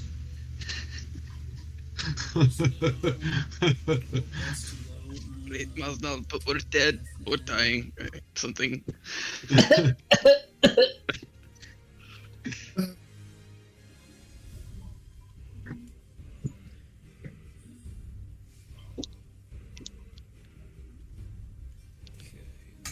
this shit up.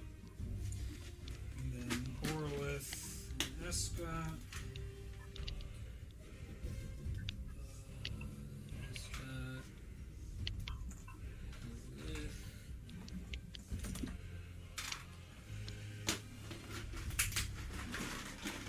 Okay, and then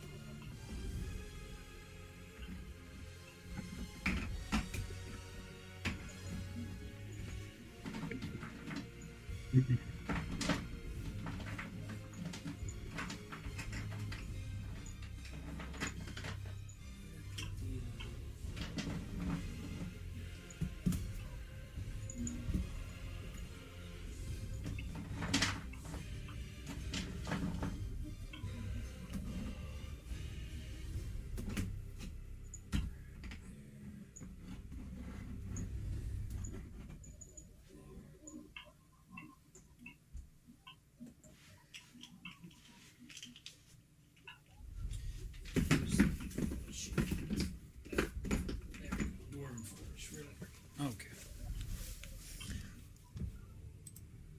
There we go.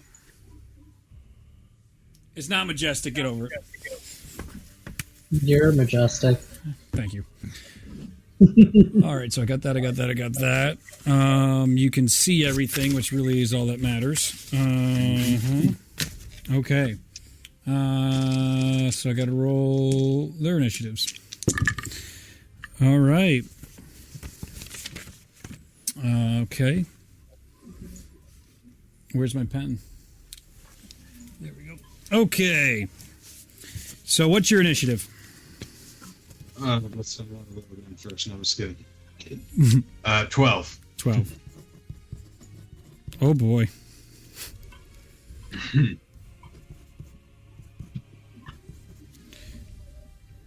Okay.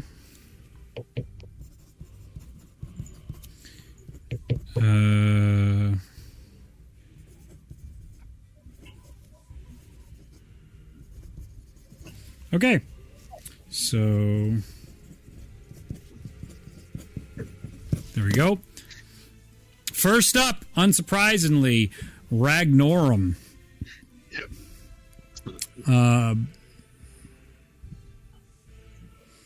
Let me just look at my notes real quick.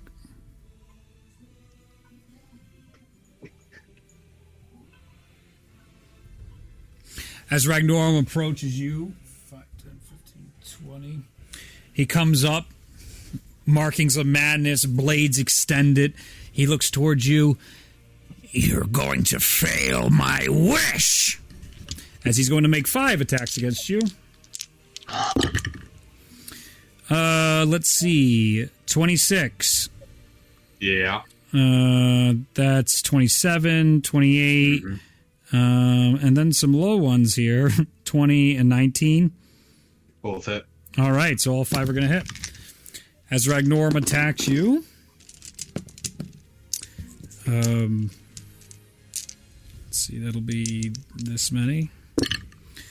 Oh, you fuck. Well, I mean, that's the definition of average, isn't it? Anyway, 21 points of slashing, 15 poison. But, by the way, the poisoned, you feel as though it's not as effective as it once was. You can half all damage that is done to you. All of it? All damage of any kind you now can half. Yes. The next one is 27 points of slashing and 14 necrotic. How much poison was on the first one? 15 or something? 15, it was, yes, 15, exactly. 15. Okay. Then 28 slashing and 15 poison. Mm-hmm. Fourth one, 17, 24, 30 slashing and 14 necrotic. And then 24 slashing and 14, no, and then 15 poison. He comes at you, and as you're trying to block and parry his attacks, his speed is so quick. It's very different without your friends around you, without both groups helping and aid a fight. You dodge and duck around him, but his blades catch you, cutting you side to side, but not as harshly as they once would have. The armor itself seems to be protecting you. You've looked down, and you now have gauntlets on your body. You are covered in this armor all the way up beside your head at this point. Next up is Orlith. Orlith is going to fly over. 5, 10, 15, 20. And she is going to look at you. How weak were you to be the first one I was able to kill? And yet here you stand again, as I'm going to take you from this world. Give me a dex saving throw as you see a green beam starts forming at you.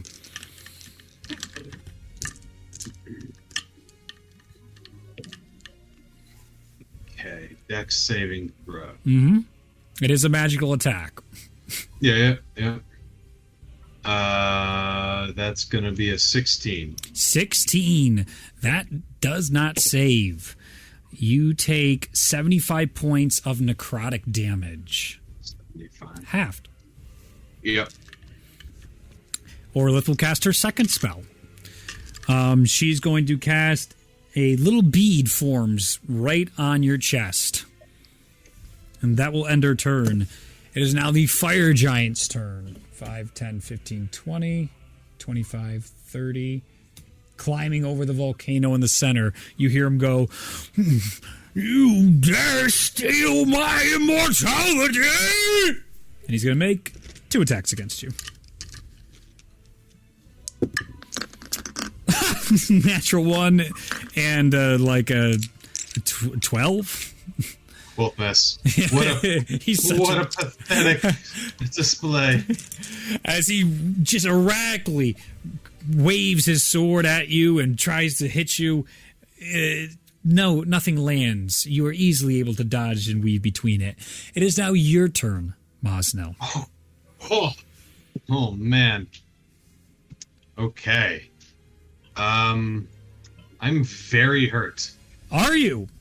As you feel hurt, Yeah. you feel strength coursing through you. Despite the damage you were taking, you feel your blood rushing and power surging to your hands. Go ahead and take your turn. Whatever you want to do. Okay. I will. Who do I want to swing at? I'll swing at Ragnorum. Go for it. Reckless Great Webmaster. Go for it. Oh. What exactly is your HP at? Do you mind telling me? 23. Okay. Okay, so that's going to be a 20. Okay, a 24. What was the initial before your modifiers? What did you roll? I rolled an 18. You rolled an 18. As you go up to Ragnorum on your first strike, you feel the power of Kair searing through your veins. As you come up and crack into him, this familiar feeling that you normally would need to be more precise with explodes into his rib cage. Your crit range has extended when you are below 30 HP. Any die roll above 10. Whoa! What? Whoa! That's gonna be a lot of the time. That's awesome. Whoa! Could you say that again, please? For dramatic effect. Through the powers of the God of War, when you have your back to the wall and are nearly without any life left in you, the rages and fires of war refuse to be extinguished. When your health is below 30 HP, your crit range now extends for any attack above 10. Mm-hmm. Okay, That's a lot of damage. 57 slashing. For your first attack? Oh, God. For my first attack. Yep. You see, as you cut into Ragnorum, you can feel this is not the flesh and blood like the beast you fought. Oh, no. Yeah? 67. Beautiful. Oh! I also... What's your rage modifier? Thanks for reminding me. Oh, my rage modifier is +4. From now on, it is +10. Oh, shit. Okay, so then it's... what was it? 50, so it's 73. You got it. Like I do Intellius names now. How does it feel? Oh, let's go. As you carve on the first strike through Ragnorum, this is not the flesh and blood monster you once faced. You can feel it already falling apart towards you. He is weak. Swing at him again. Go for it.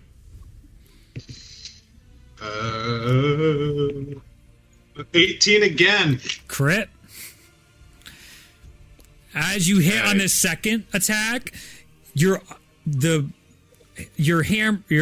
axe explodes with fire, and then ice echoes out of it as well as these elemental attacks imbue this critical damage. 42 plus 5, 47, 57 slashing. How do you want to do this? Let's go. I'm going to cut off one of his arms. Yep. And then take his arm blade, shove it through his head. As Ragnorum falls and melts away at your side. I'm going to use Great Weapon Master to take a third attack. All right. Who are you attacking against? The giant. You got it.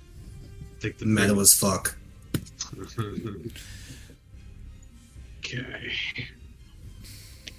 All right. I rolled a 13, so that's another crit. It is. Are you rolling brutal crit die? Yeah. Okay, good. I will. Oh wait. Oh, sure? It doesn't matter. He's dead. So I was rolling 3 dice where I get 3 brutal critical dice, so I should be rolling 4 dice. Yeah. Okay, so I was missing a dice, but that's okay. Yep. And make sure to double all the dice at the end. 7, 16, 25, and 33. Doubled is 66.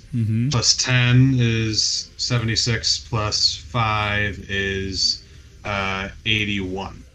81 total? Yeah. As you then turn from Ragnorum, crack your axe into the chest. You feel the whole thing cave in, and as he tries to breathe, he is looking extremely rough. Anything else? All right. That's all I can do. That was action, bonus action. You got it. It is now Escott's turn. Escott rushes over. 5, 10, 15, 20, 25, 30, 35. And he'll go to flank you. And he's going to take 5 attacks against you. Let's see. I got to read. Let's see. It is... Everyone has mad shit to talk to you, all right? There it is. As he comes behind you, you hear him go, "It was so easy on the fields. Do you remember the night I killed you?" And Escott's going to take his first attack. 30. Second attack, 25. Third attack, 22. We're going down. Oh, God. That's like 32. And 21. So everything was above 21. Yeah. Okay. So My request 17 right now. Yeah, that's fine. So the first one's going to be 14 slashing damage. 13 slashing damage. 10 slashing damage. Okay. 18 slashing damage. And I have to roll to see if I go down. All right. I stay up. And then, well, wait, no.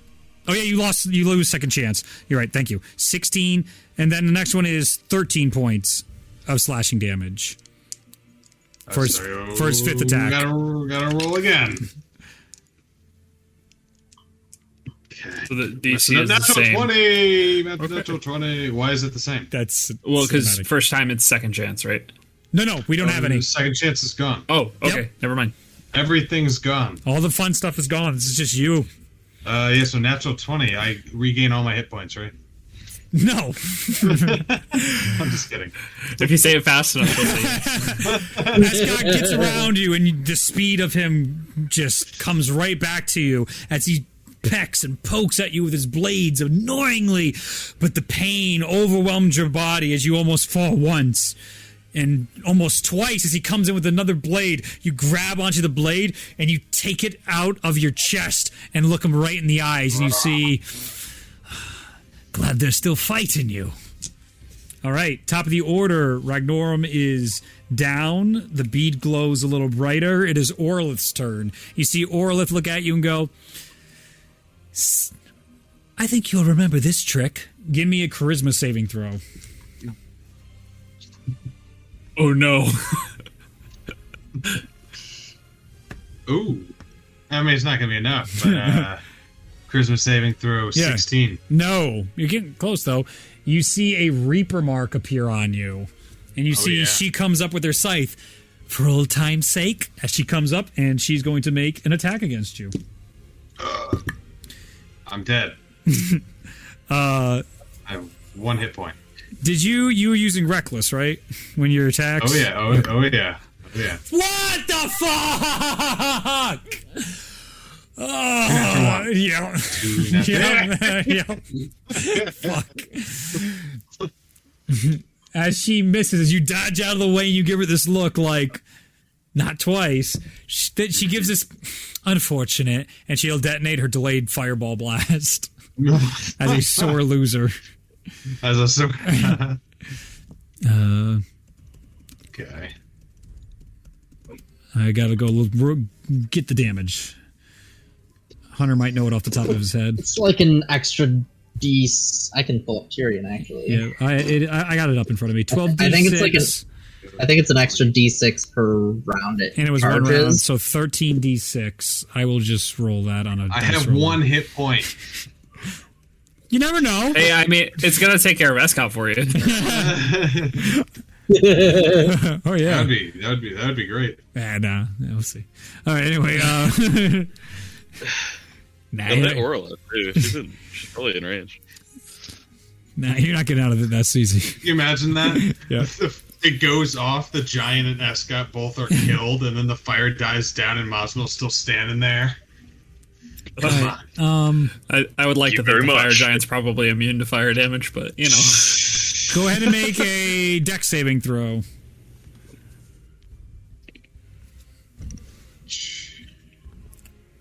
Ooh. Oh, You got? That's gonna be dirty 20. Save! You take half of 52 points of fire damage, halved for your resistance while raging. Yeah. So okay. So what is that?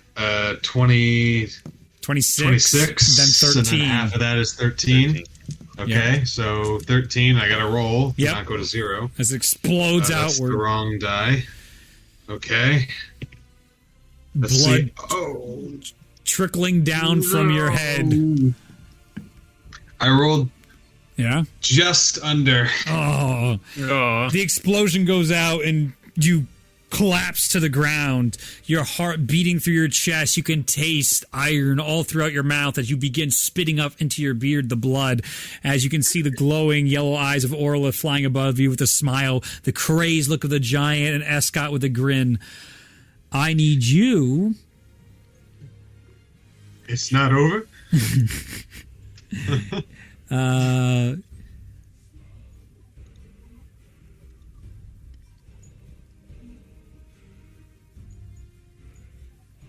Give me 1 second. Here we go. I need you to roll a death saving throw. As soon as you go down, you can feel death seeking you faster than normal. Wow, 19. With that, life comes back into you and you rage against the ground and stand with 1 HP. Yeah. Can't kill me. It is now the fire giant's turn. That would be a 16 and like a 30 to hit. 30 hits. All right. The fire giant is going to attack you with its sword that fell off his hand that I don't have right now. 17.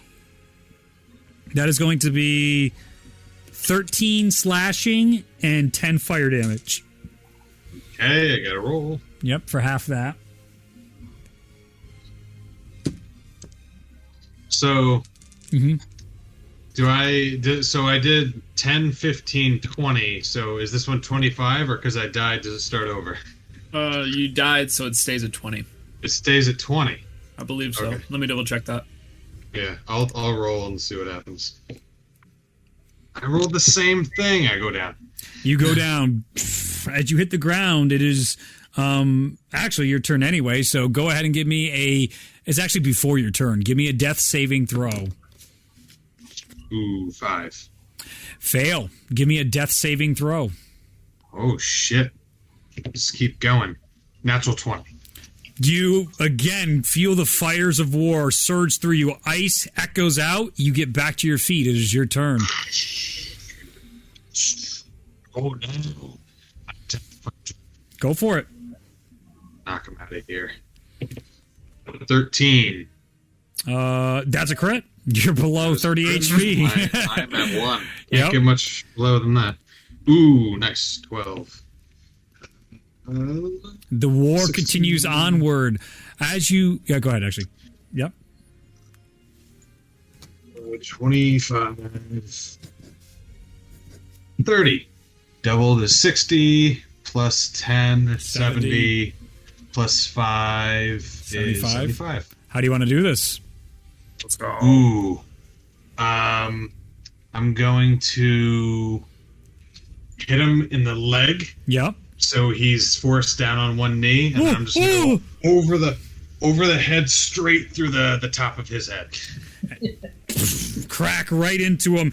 The body goes instantly still as the brain matter. As you pull it out, he falls into that liquid orange and reds. And now around you, you can see a ring of all the war boars, and they're just snorting and howling around you as you're surrounded. They're slowly getting closer and closer, closing off the arena around you for less maneuverability. And you can see KR in the back, towering all of them, watching over this fight. It is now Escott's turn. You see Escott. What? I don't get a second attack? You do. I'm sorry. I totally forgot. Yeah, no, you do. You do. It's my fault. I'm going to attack Escott. Yeah. And because I killed something, I also get a third attack. Good. You've reminded me. Very good. Very good. I got very excited there. Very good. Carry on, good sir. You know what you're doing. Oh, no. I didn't get a crit for once? I didn't get a crit. I don't think I hit. Yeah, I don't think so either with that sound. Yeah, well... Yeah, because I'm doing Great Weapon Master too, that's going to be like 11. No. Oof. As you turn around, full of all this strength, you're a bit dazed, but you're just fueled by your rage. And as you go to hit Escott, an easy parry as he leans in and grins towards you. Running out of steam. Not yet. I rolled a 10. Okay, crit on the last attack. Yep. As you pull back... I'd say you grab onto his sword and then with one hand go and hit into him, noticing you now do the same damage one-handed as you do two-handed. Ooh. Okay. So that's going to be 19. Oh. Yeah, 31. Okay. 34 doubled is 68. Mm-hmm. Plus 10 is 78. Plus 5 is 83.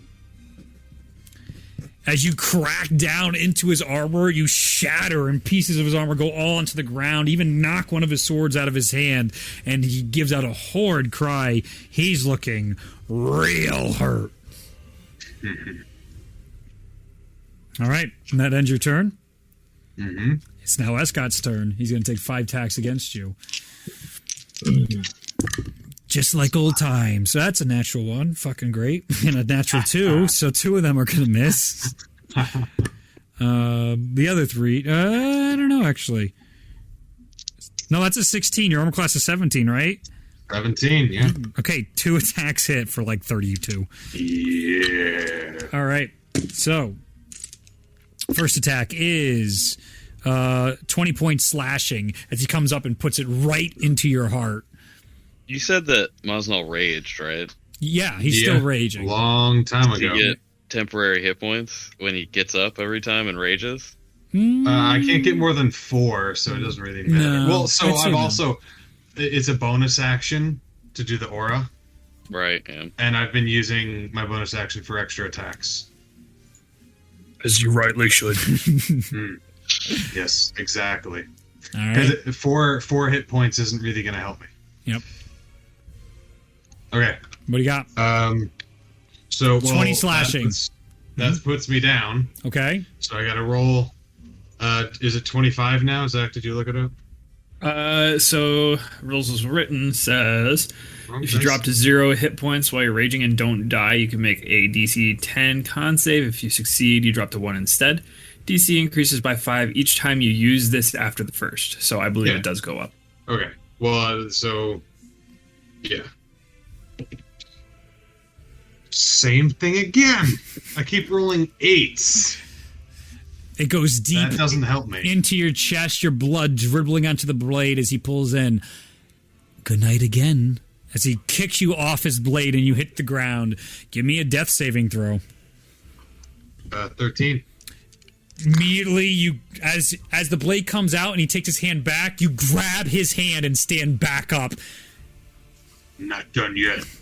All right, Escott's going to take next attack, and he goes, "We'll see about that." 21 points of slashing damage as he then throws the sword to the other hand and then cuts your throat.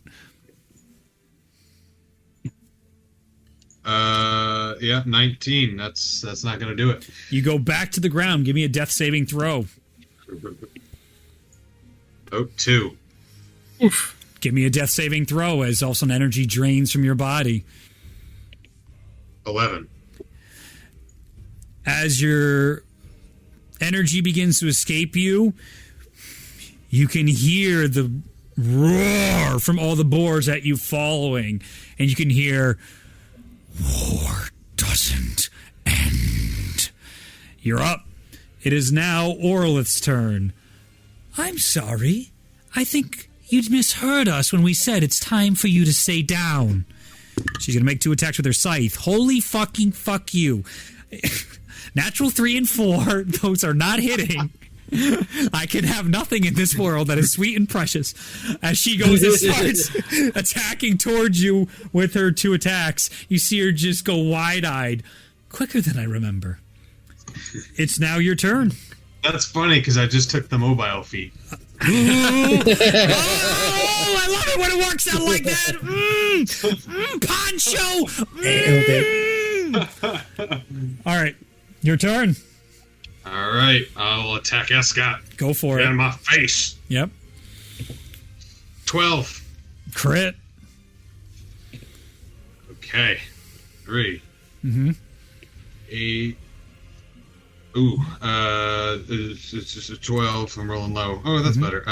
23. Yep. Doubled is 46, plus 10 is 56, plus 5 is 61. How do you want to do this? Yes. How do I want to do this? I'm going to Sparta kick him, and then long jump and put my axe through his breastplate. You got it. As you do, you see the leave from Ascot. You bury it in his breastplate, and he turns again to this slush. Orlith is just left. All right, I turn to her, and swing. Go for it. All right, 19. Crit.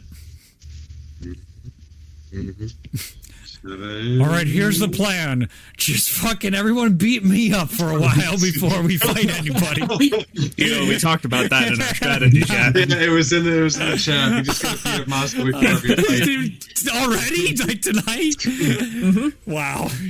Okay, 34. Okay, 34, 68, 78, 83. She's looking real rough. As you go up and cut into her, her armor just gets obliterated, revealing just her magic undercoatings or her magic robes underneath. And you see her to the ground being like, "You hit far harder than I remember." Take this one on for size. All right. One more attack. You got it. Ooh, it's cocked. 19. Crit. Let's go. Okay, ooh, good start, good start. Oh, 2 11s in a row. 22. Let's go. Okay, 20. Okay, so 22 plus 12 is 34. Doubled. Oh, I think it's the same. 34 doubled is 68, 78, 83. How do you want to do this? Yes. I want to Kratos. Yes. Wings. Yes. You got it.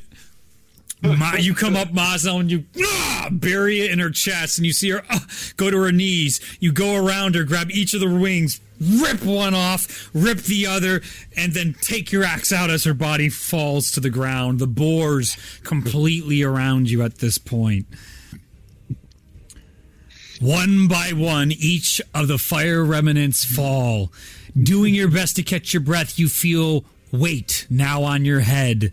The armor that once stood above the forge now wraps your body.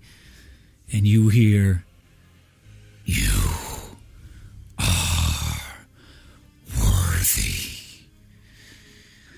The fire of war is endless, and so shall be your strength. Burn fires of vengeance into the dragon gods. Kair walks off into the lava, each of the boars shouting out calls, animalistic cheers around you, taking each of his war boars with him. Your friends stand behind you, a little roughed up, but much better than before, with all their items returned to them. Each of you remembers exactly what happened inside this trial, for this is not an illusion.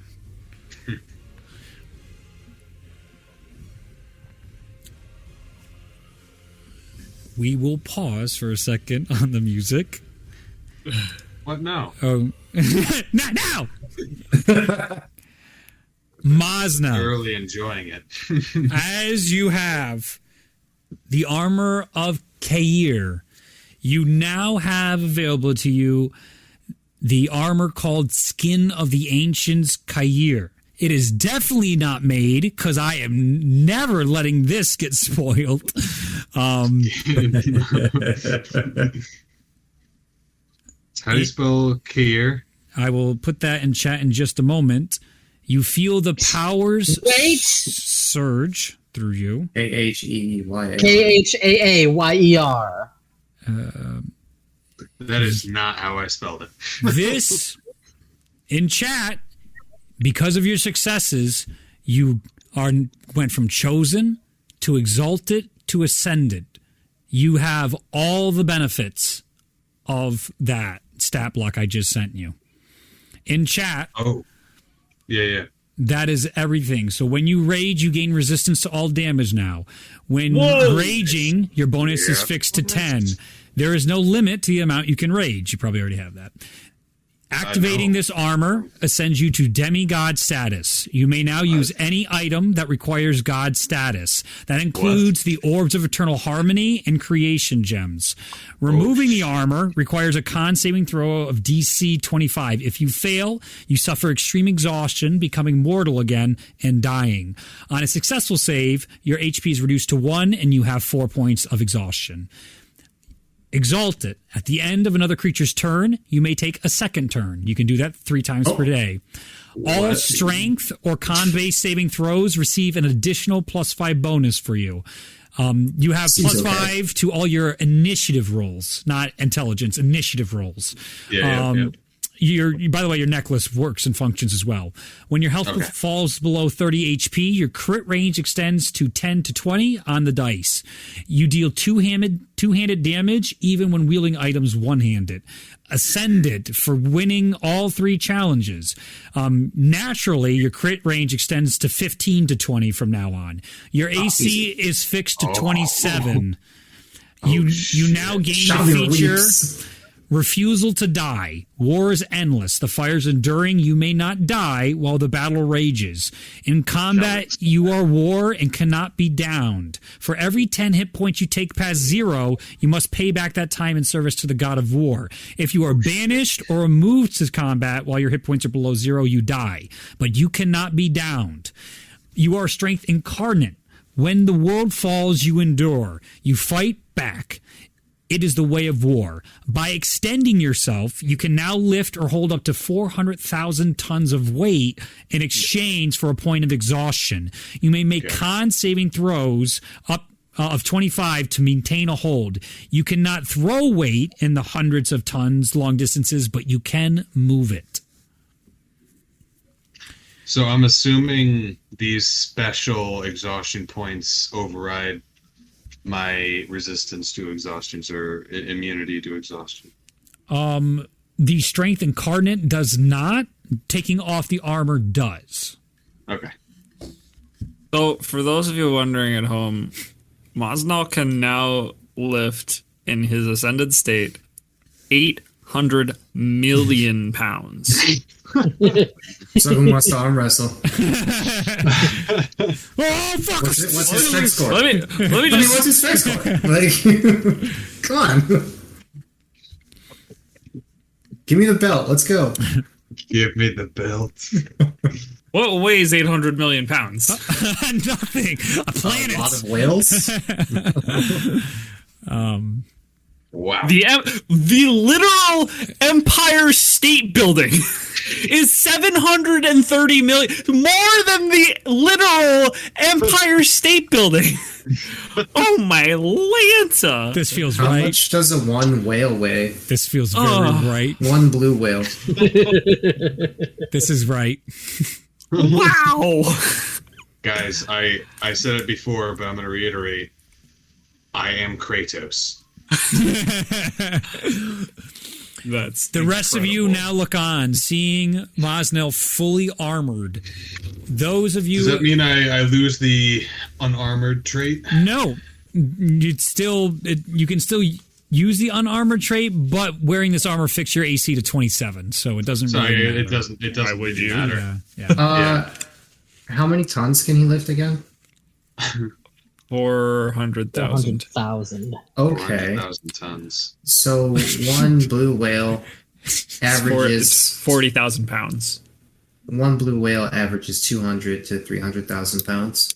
Oh, wow. Okay. So how many blue whales? While you're doing that math, the rest of you, especially the Chosen, remember this armor when you visited the Storm Oh, we do. Giants. Oh, I remember. Seeing him in such armor. Well, it was at the It was volcano in the too. volcano. Yeah. Yep. With the Yeah, fire giant. yeah. You've seen Yeah. them, but not on him. You saw it No, on him in the other one. We saw it on me in a vision, and then we saw the actual armor in the volcano. So highest estimate says there's around 25,000 blue whales left. He can lift every blue whale in existence at the same time. That's what I was trying to get. Let's take the high estimate of 400,000 pounds. And okay, that's a lot of pounds. I see what I did. So 25,000 times 400,000 pounds. So if each of the 25,000 whales weighs 400,000 pounds, that's 10. You can carry That's a lot of 2,000 zeros. blue whales is how many you can carry. Yeah, I was gonna say it's. A lot of Well, whales. that's still a lot of whales. The world Not all of wraps. them. The world wraps around the group in the warm temperatures of Yongguk. Lush tropical plants of the rainforest enraptures the group. As you walk through the rainforest, a faint sound of drums carries through the air.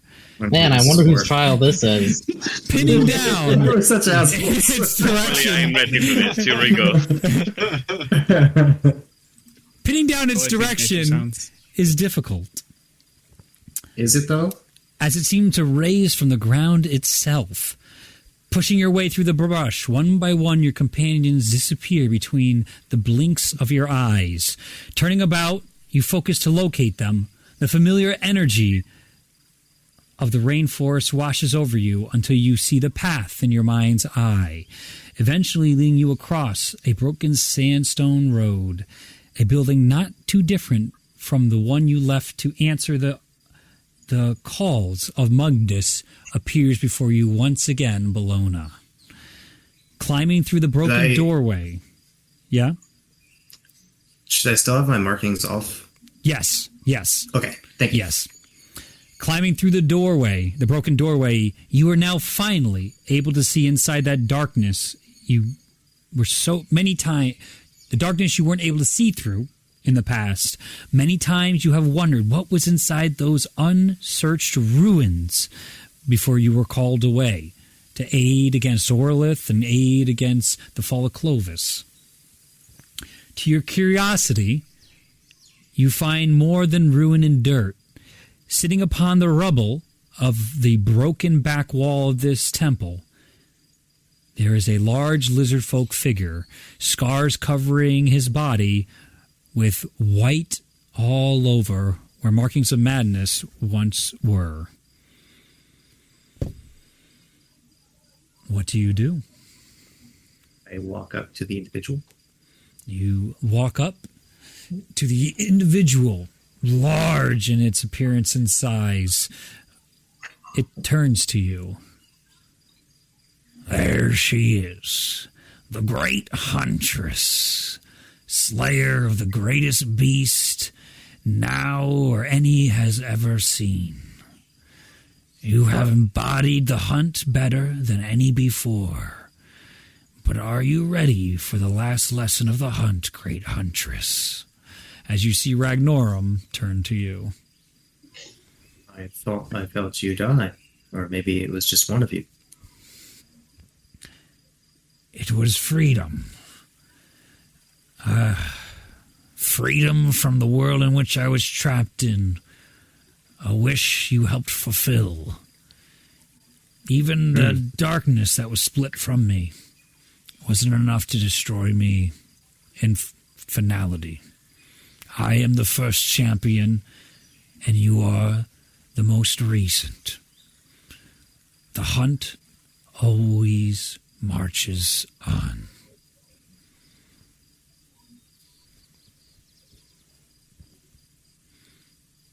Let's begin then. Excellent.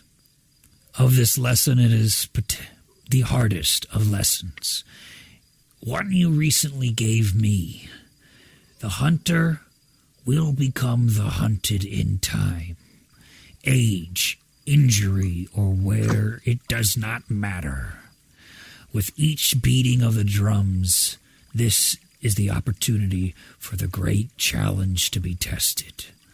What separates those who follow the hunt, from those who are the hunted, is their ability to never yield. Great huntress, as he leans into you, it is time for your last great hunt.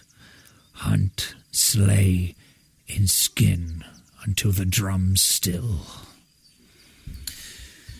I gotta change the music. As he points off through the broken wall, you can see the familiar rainforest that you grew up in.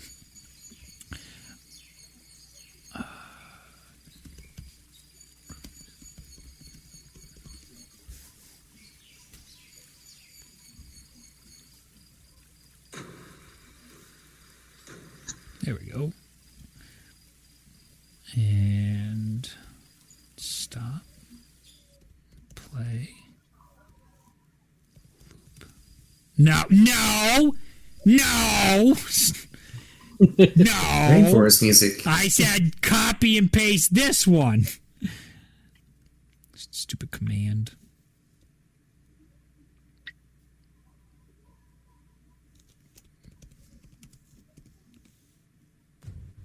There we go.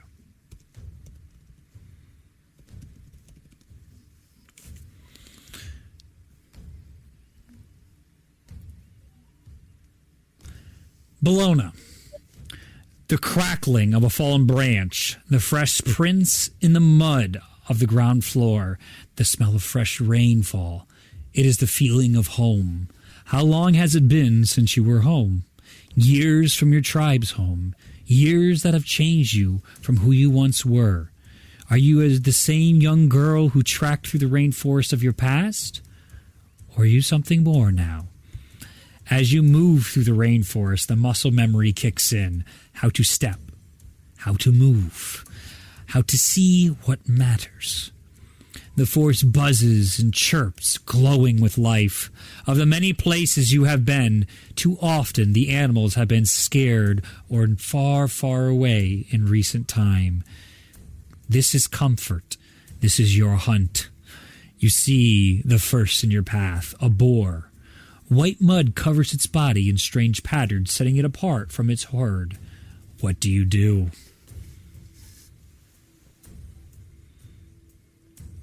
I wasn't told to fight, slay, and skin till the end, was I not? You were indeed.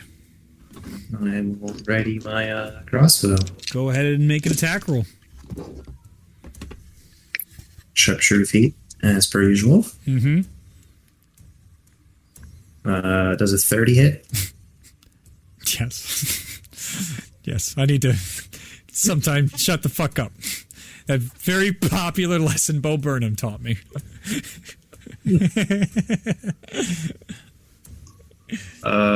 24 damage. 24 damage. Your arrow goes off and you hear a... As it begins to run away, all of them startled, they start to explode outward. What do? It's running away now. Stalk that one. All right. Is it leaving a trail of blood? Oh, absolutely. Yeah. Give me a survival check. 27. Easily. As it continues to limp away, you catch up to it with ease. You can take another shot. I will certainly do so. Can I bonus action and mark this as my Slayer's Prey? Actually, can I put a Hunter's Mark on it? Sure. Cool. It's a fucking boar. I mean, I know. I do stuff all the time. That's how I lure you in. It's just a boar. I do this. It doesn't work.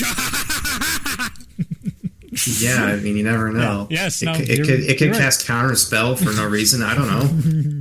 Yeah, I do. Yeah, you never know. Everyone's having 18. fun, except for Dell. Dell comes up. If Dell had a trial right now, he'd be the one where it's like, I do this, it doesn't work. This is the trial of spite. Sorry, that works. 18. Yes, he is hunter marked and does hit. If that's your attack roll against it, an 18. And then 25 piercing. This time, your second arrow, almost exactly where the last one went, piercing the heart further. You see it go and hit the ground. Alone in the forest, you can see even like the light cutting through, the sun rays hitting the boar perfectly in this field of rainforest leaves on the bottom floor. In the trees, you can see onlooking rainforest monkeys, nervous and watching your kill. What do? Do I notice anything around before I go to scan it? Make a perception check. 30-20. The drums seem to beat louder. Sounds like you're on the right track. I'll go to scan it. All right, go ahead and give me a survival check. 21. 21. You take the time. You take the time to skin it, and your years of practice flow into you. You start to feel this excitement building into you. All the memories and problems of the outside world fades away as it just becomes like you're in a completely different world that doesn't matter anymore. You're just back to the hunt. You're just you in the forest and your prey. Finishing this hunt, you tie your pelts off in their piles. The meat wrapped in a bag you fashioned out of the remaining skin. You hear an animal's cry to your east. It breaks the hum in the forest, the monkeys pittering and pattering away, swinging from branch to branch. Gathering your gear, you make your way towards the sound. Cautiously approaching, a cliffside leers over a fallen jaguar. It twists on the ground trying to stand, but its front leg gives when any weight is put onto it. The cliffside itself is more a bunch of stone rocks built up on top of the rainforest floor, and all the mold, or it's not mold, it's what do you call moss? Thank you. All moss has encompassed it, almost like years and years of time has allowed to grow on these rocks. It towers over probably a 40 or 50 foot drop, and this jaguar is in front of you. What do you do? Are there any other predators looking to get this jaguar, or does it seem like it's just alone? It seems like it's alone and wounded. I'll go examine the wound to start. All right. As you get first, I'll try to make sure that it understands that I'm not intending to hurt it as I approach. Make an animal handling check. 19. 19. As you come, it bares its fangs at you and gives you a straight bite out towards you. And you slow, but stay steady. You do not give an inch as it understands the situation more as you come in closer without giving ground. a cautious respect forms between you and the animal, and you examine the leg. You can give a medicine check. Yeah, I'll do that. 22. Bologna is crushing the rolls right now. Fucking is. The leg appears broken. Okay. I will cast a Cure Wounds. Just taking some of the dampness from some of the leaves and brushing whatever's around and just kind of rubbing it along the leg. Yep. And using that as a healing motion for the jaguar. Mm-hmm. It gives a terrible hiss and almost bites just before the cool, refreshing energies fix the bone and repair it. As soon as it can stand, it darts off into the forest. With the jaguar settled, you hear a voice call out, "Please help me! Cut me down from here!" Atop the stones, cliffside, you now see 5 stone pikes standing. Each has an individual with a bag over their face, tied to the pike.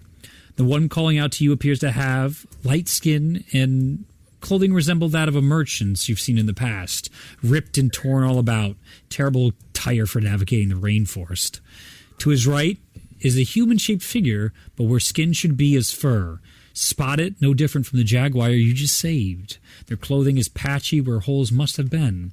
It gives the appearance of one that you might have found in the camps outside Tendorf after the fall.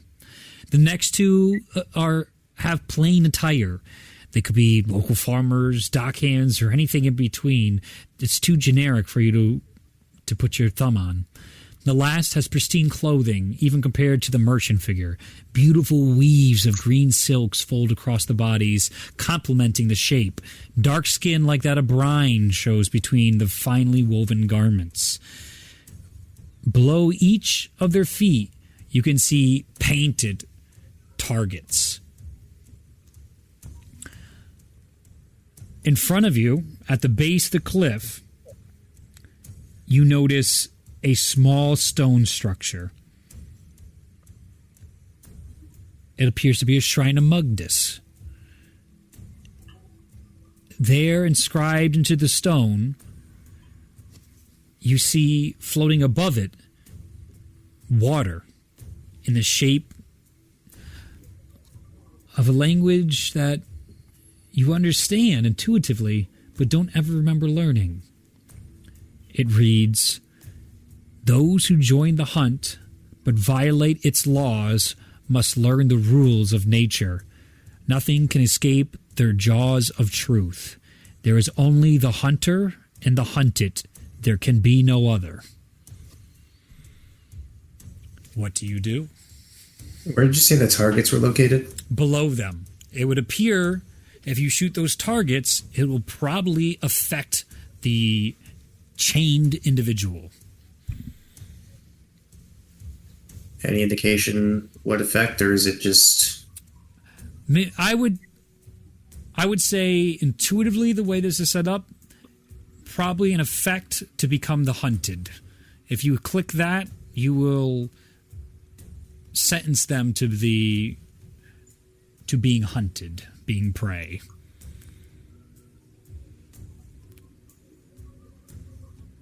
Okay. What do you want to do?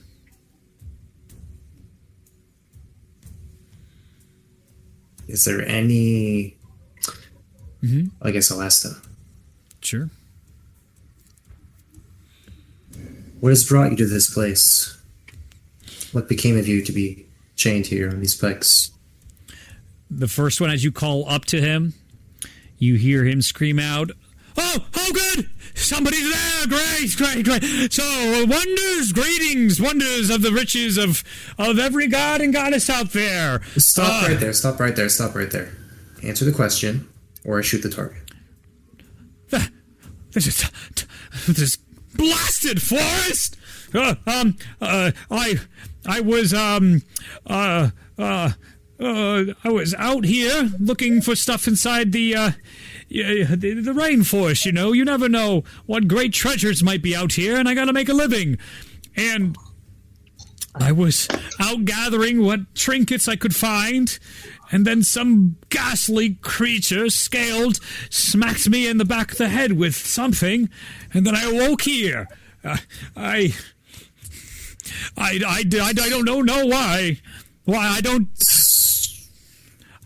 I did nothing wrong. You defiled the forest in seek of material pleasure?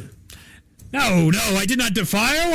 I took things that were already lost to the world, of no interest to anyone. I somehow doubt that claim. Does it seem like he knows a lot about these trinkets? Like maybe they have a lot of value or innate significance to this area? Go ahead and give me an insight check.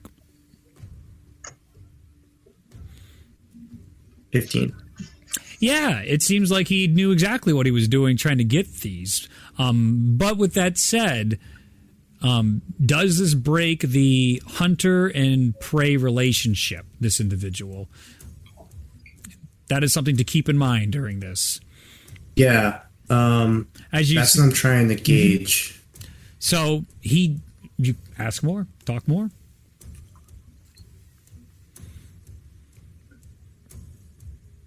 Did you encounter any wildlife on your way to get these trinkets?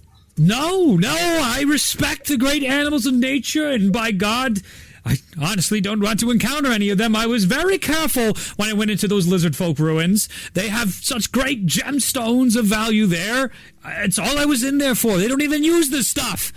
And one of the buggers that is true. Came up and probably one of them hit me. I was told they were abandoned. And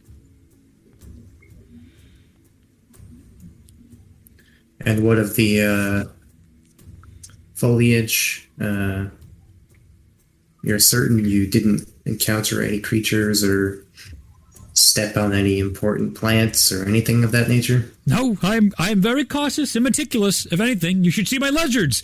They're in my pocket here. As he's trying to motion the ledgers towards you. I'll take a look at whatever ledgers he has. Well, the problem is he's so high up, you can't get to him.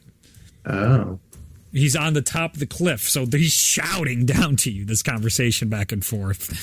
When you first looked, there were no pikes in here when you first saw the jaguar. Then when you looked up, they were now there. They were just there. Okay. Yep. Classic. Okay. Do I get the sense that he's being truthful? Give me another insight check. 30. Yeah. It's truthful. Yeah. Last question. Did you disturb any wildlife while you were traipsing around this forest? No. If anything, the wildlife disturbed me, cracking me on the back of the skull with whatever the heck that was to lend me here. I mean no harm. I'm just a humble merchant, selling trinkets and knickknacks and all.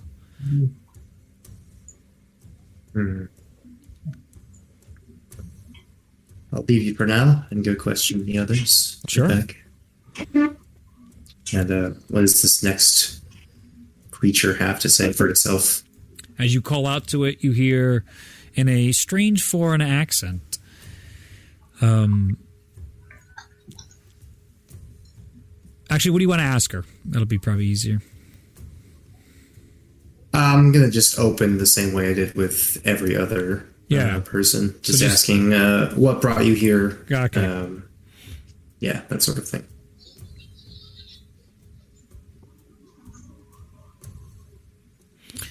I do not remember how I got here. I was deep inside these forests, hunting for food. It was some time as I was exploring the ruins like I've done in places past. I know this to be a part of me in my way, to discover new things. But as I got deeper into these ruins, the beating of drums became more apparent. I can't remember what happened after that, and I ended up here.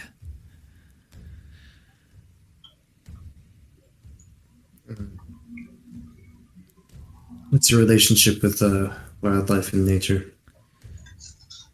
Sparse. This is only the first I've had to experience such nature. I spent much of my time traversing the deserts of Penk, exploring the ruins.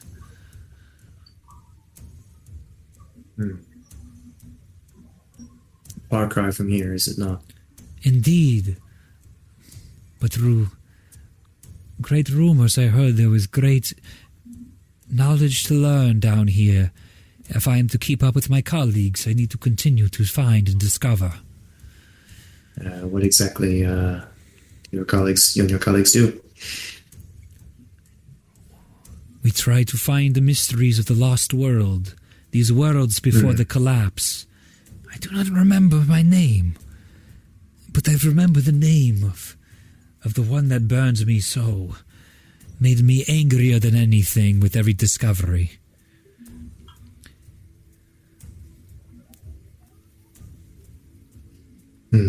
What was his name? Or her name?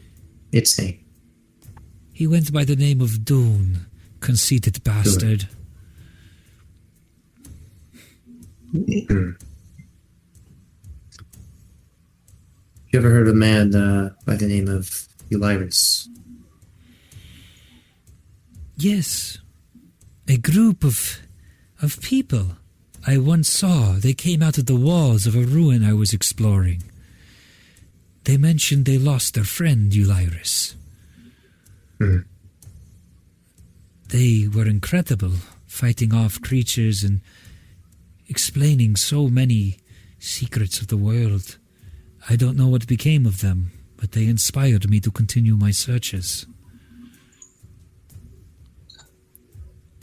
It's good to hear.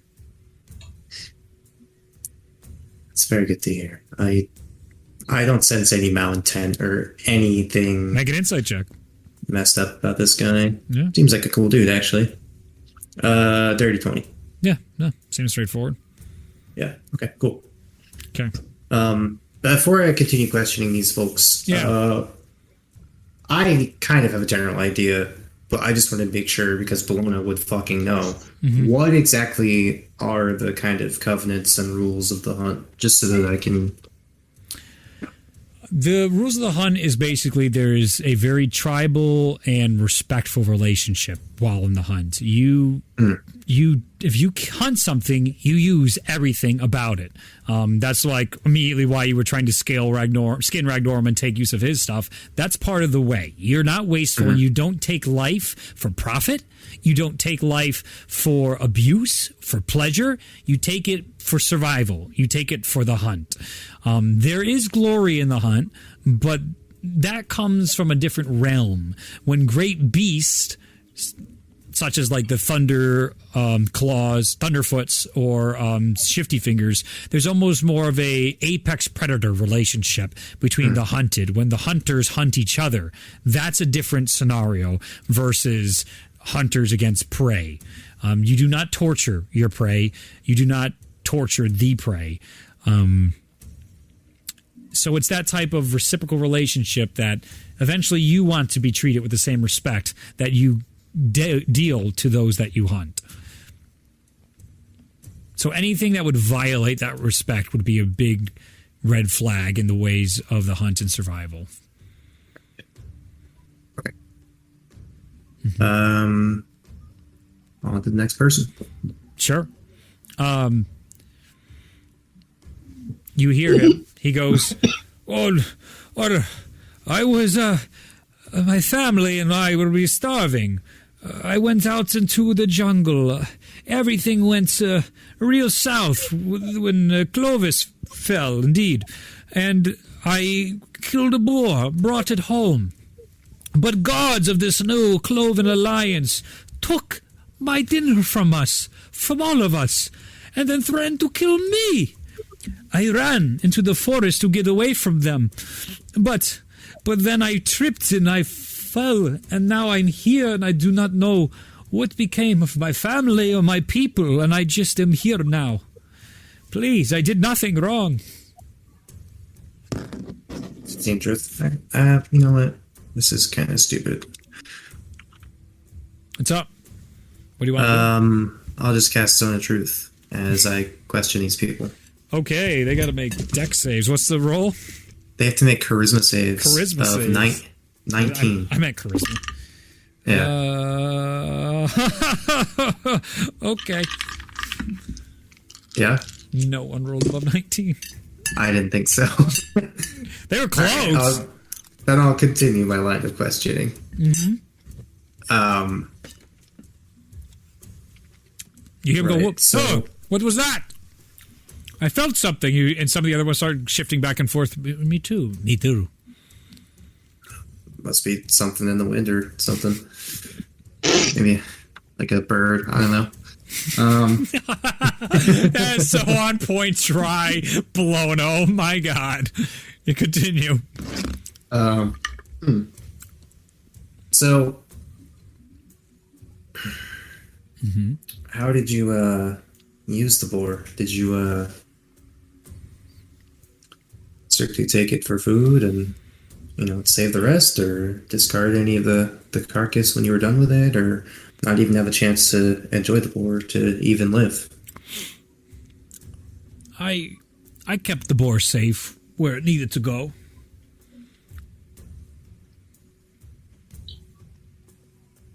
That didn't really answer my question, so I'm going to ask it again. The board, it's safe. You asked me if I put it somewhere. I did. I put it somewhere. Yes. I asked you how you consumed it.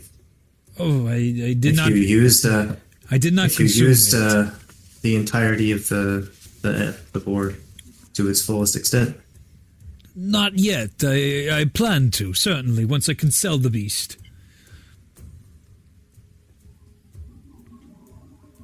So it's alive.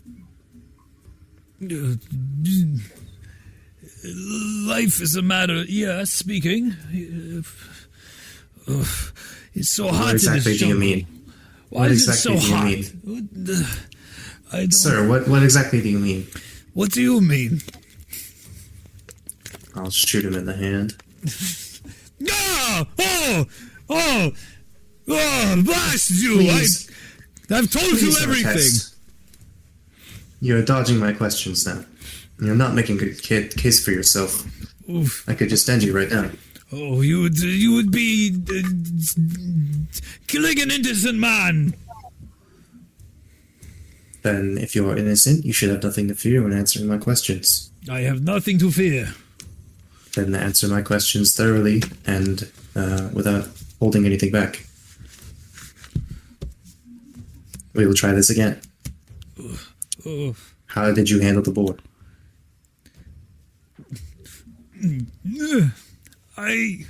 You can feel the zone of truth compelling the individual.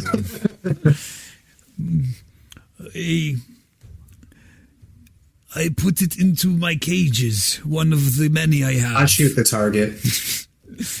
He instantly falls. Do I get any feeling wash over me as he's talking? Or as I make that decision, I should say. As you shoot and he drops, you can see the others fade away. Oh. And the mound itself crumbles behind, where you can now see the encampment of the poultry's encampment, with all these different animals within cages. Tusks have been cut off the boar, and monkeys and lemurs, and all are inside here, missing fingers and appendages and stuff. I fucking got him, is what you're saying. Let's go. Man, you're like, can I get truth from the one guy that's going to lie every which way to me? Yeah, I guess you fucking nailed it. Like, narratively, I believe someone would be like, lame! She just immediately gets it! Oh, this game is fucking amazing. All right. I don't know, something about it. I was like, he's just not answering my questions. Like, you fucking nailed it.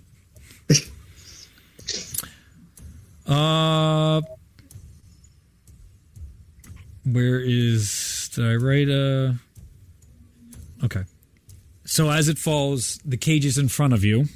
What do you do once you come upon the poacher's camp?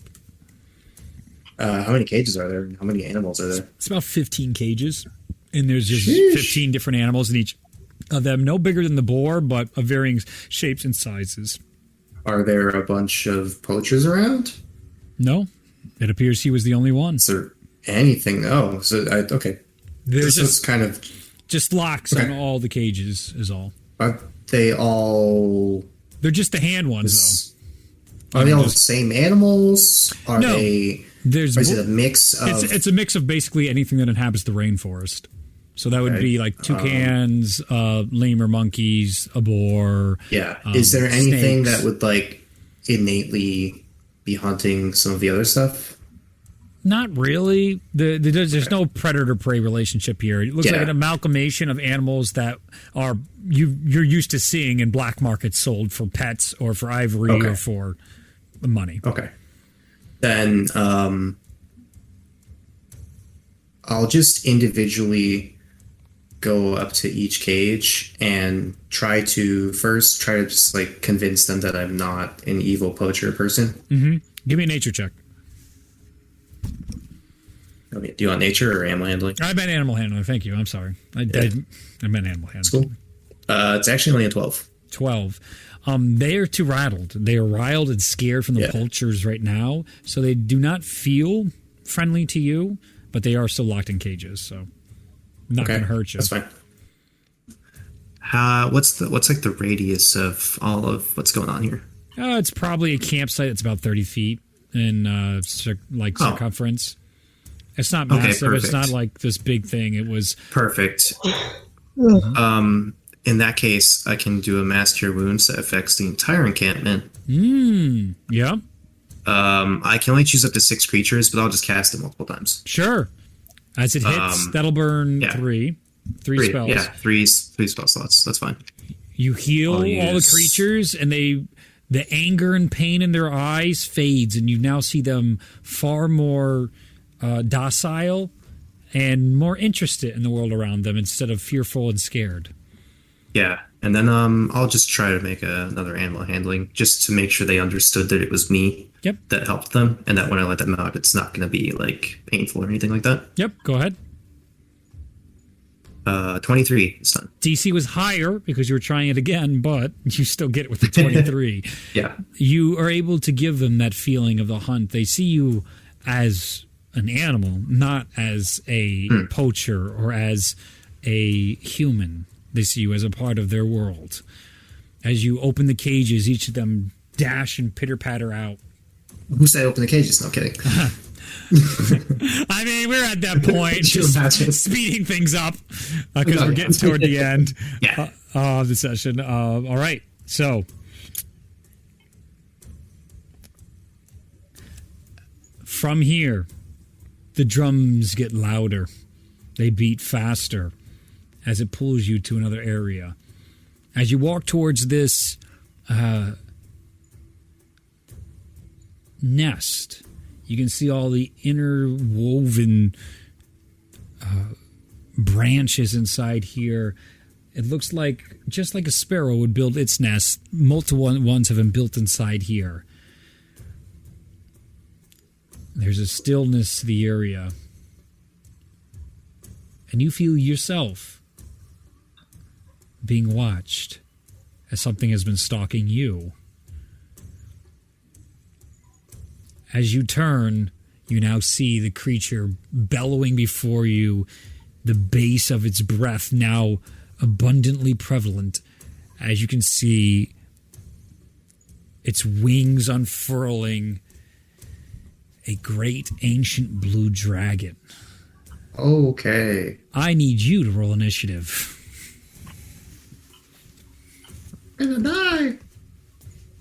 Yikes. And roll good for all your ability checks. Don't roll good for initiative. It's easy. Well, that's classic Justin, right? If I'm nothing if not consistent. I'll take it. Initiative's pointless anyway. True. Whoever wanted to go first. Lame. Assassins. Assassins Yes. want to go first. Assassins do want to go first. No, because you go second, you let them to come to you. You don't have to do any of the running. That's true.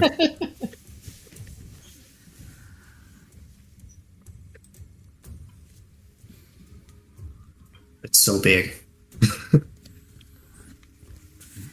This is just target practice for the real thing.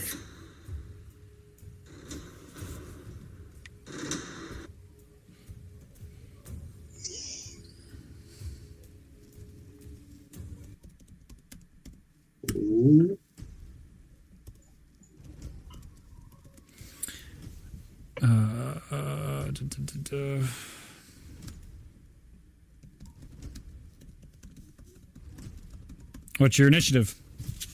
And 10.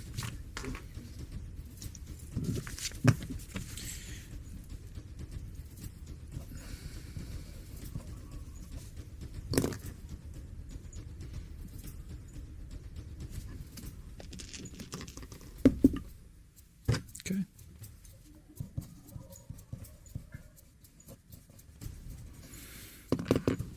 Bellowing before you, you can see the entirety of the forest begins to encircle as all the trees become line each other, forming a wall with each of their trunks around this area, as it is just you and the blue dragon. As you hear it talk to you telepathically, you hear inside your mind, human flesh. I'm going to enjoy playing with you. It gets to go first, and it is going to... I need you to give a dex saving throw as lightning comes out of its mouth out towards you. natural 1. Okay, you fail. So you will take 88 points of lightning damage. Good. Okay, that'll now be your turn. Sick. Gonna bonus action to move my Hunter's Mark to the dragon. When you Actually, it's not even. I forgot. I lost concentration because that was 88 points of damage. I can't even make that save. Okay, so then put a new one on him. So scratch that. Nothing happens. I will, as a bonus action, designate it as my Slayer's Prey. As you do, you feel power I'm the prey. Oh, no. surging through you. Something different courses through your veins. Even without your markings, you start to feel some weight on your body, but you do not see any armor on you. You do not see anything like Mosnell experienced. All right, what else do you do? I cast Heal on myself at 8th level, Okay, and I gain 90 HP, nice. and that will end my turn. All right, it's going to take a legendary action at the end of its turn. So be it. It is going to do a tail attack against you. Natural 1. As it swings the tail at you, you dodge over the top of it, crossbows out, looking it right in its eyes as you see the thing going quicker than I thought and a little hardier. It's no problem. It is now its turn. It's going to make... Well, first I got to roll to see if it recharges. Does not. It's going to make a multi-attack against you. First, its frightful presence will kick in. So you need to make a wisdom saving throw. Okay. And then it's going to make 3 attacks against you. 18. 18. Fail. You are... Frightened, I assume. Yeah, frightened condition. And you can repeat the saving throughout the end of each of your rounds. Okay. So frightened is... Really? There's no frightened in here? Hex, exhausted, shard. It's alright. I have it on D&D Beyond. Yeah. Oh, here it is. Just for the sake of me keeping track as well. Frightened. Okay. So now it takes its 3 attacks against you. So they will be 35, 26, and 22? They all hit, yeah. Okay. So that'll be... The first one is a bite that crunches down onto you for 21 points of piercing damage plus 7 points of lightning damage as it seethes through your veins. Okay. The second one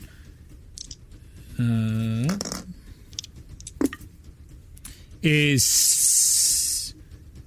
16 points slashing damage. Okay. And then 15 points slashing damage as each of the claws rake into you, ripping open your skin. The teeth come out of your neck as it tried to swallow you, but you were able to push it off. It is now your turn. Okay.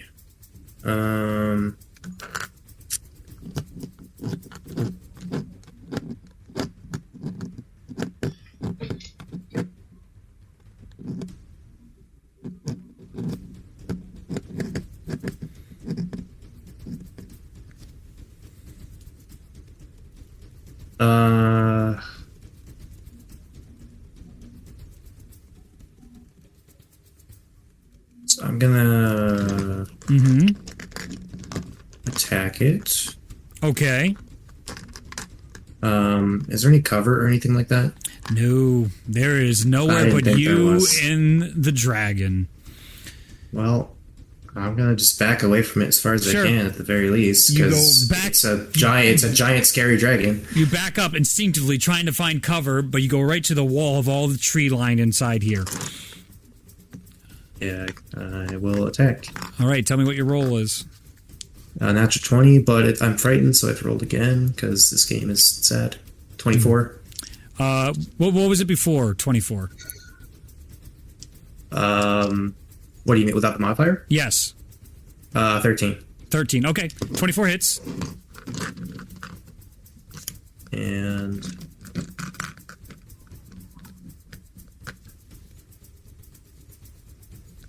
27 piercing. As the 27 piercing hits, you can see your skin glows similar to the markings of nature, but instead you see a glimpse of the armor plating on you. And that same glow, as your arrow impacts, does an additional 20 points of force damage that explodes onto the creature. That connection to marking your prey imbues you with more strength. Ooh, spicy. I will attack again with my second attack. You did a total of, what was that, 47? 7. Thank you. Mm-hmm.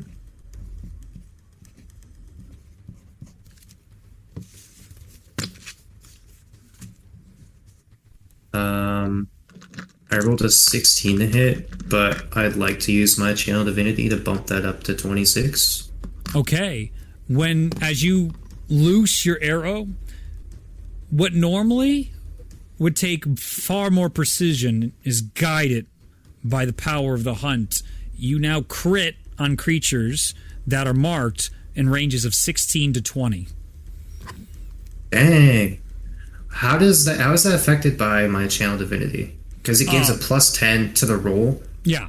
So you didn't need to. It's basically you wasted it, but now you know. Okay. Well, no. All right, sick. As the arrow pierces into the dragon's hide. Nice. This one is going to be 23 plus another 5. 28 plus 4 is 32. Sadly, I don't get much from crits because I roll d6s, but... So 32 points of piercing plus the 20 damage for a mark. So 52. You got it? Mm-hmm. You see the dragon.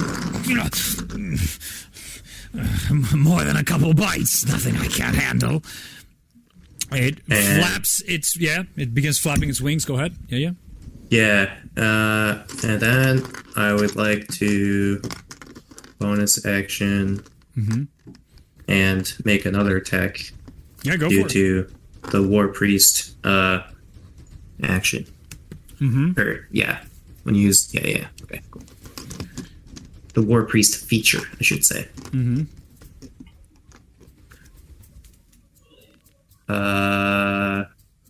19 to hit.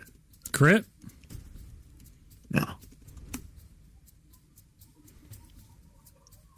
24 plus.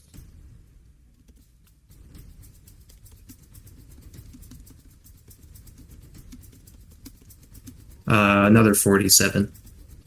Was that with the 24s? Yep. Okay. That'll be that number. That'll be that number. It's looking hurt, but still healthy. Mm. All right. For its legendary action, it is going to begin to flap its wings. I need you to give me a DC a dexterity saving throw. 15. Fail. You are knocked prone and hit into the wall from the wings as it flies up. Go ahead and give me a wisdom saving throw against the fear. 10. 10? You were still frightened, I bet. Yeah, I'm in a Yep. frightened condition. And it now flies 10 feet off the ground over you. On its turn. Oh, you may survive, but not long. Does not recharge. It is going to then come close to you and do 3 attacks again. It's going to bite. And... yeah, 2 claws. Natural 20, that'll crit. And then like 29 and 27. So those 3 are going to hit. You can hear the drums picking up more and more as you can feel this ebb and flow of hunter and hunted, prey and predator between the two of you. As you're on the ground, it goes and attacks and gets, let's see, so that is, just roll these.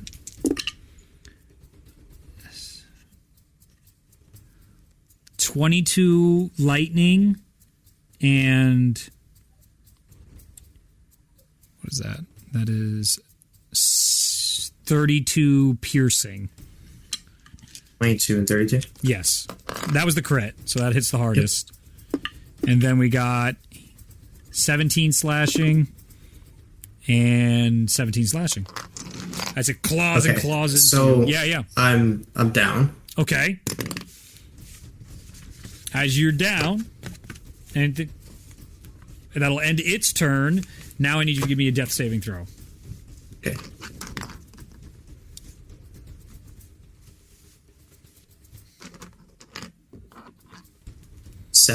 Seven. Give me another death saving throw as the world falls away from you. 5. The world gets darker and dimmer. Dice are not going my way. 19. 19. On the edge of becoming the prey as it grabs you in its mouth and is about to tear you from side to side, you push out of the mouth, catch your feet, and the drums restart your heartbeat beating in the background. The hunt goes on. It is your turn. How much health do we have? 1. Yeah, no kidding. Great. I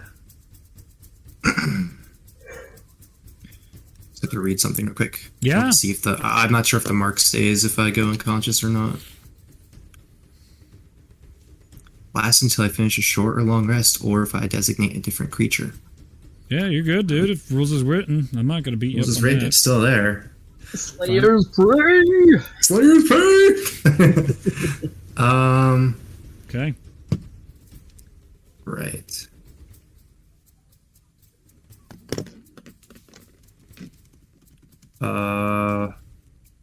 I'm gonna use my action to cast heal on myself. Sure. At 7th level. Yeah. And get 80 hit points back. And as a bonus action, can't really do anything else. So I will use my action or my movement to get up from prone. Yep. Have your movement. And yep, and then the rest of that to just again try to get some distance between myself and this thing. Yep. 5, 10, 15. Actually, you find as you're moving, normally, what your movement speed is normally 30, right? Yep.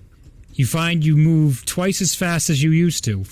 Ooh. Oh. 45, 40, 45, 50, 55, 60. You can literally get to the opposite side of him now. Into hell the yeah. corner.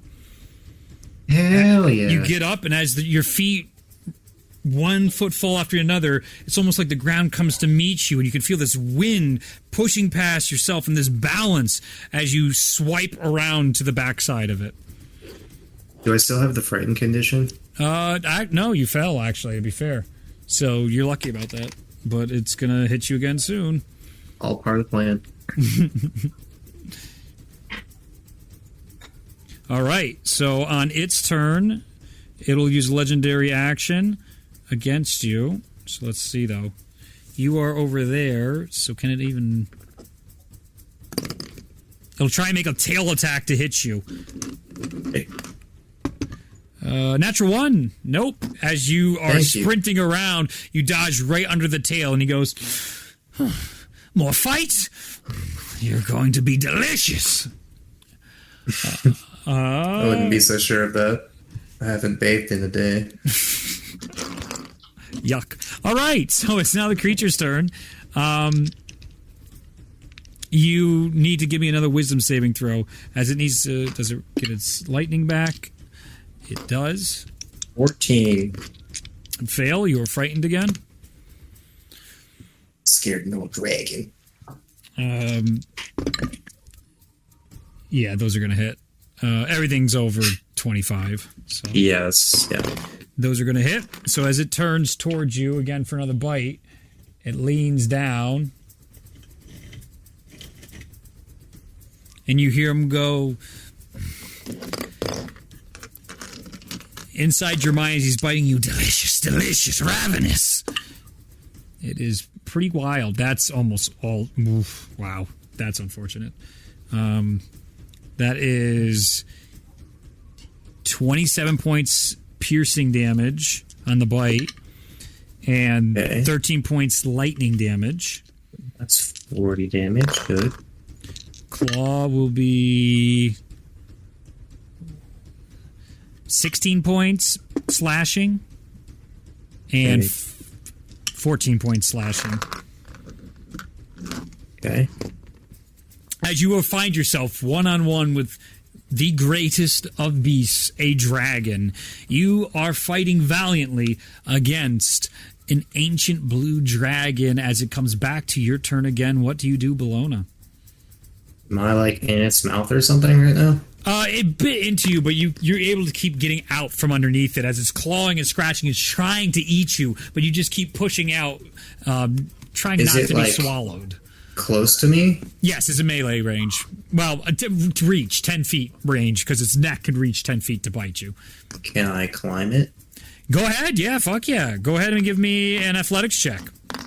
I'll try and... Can I,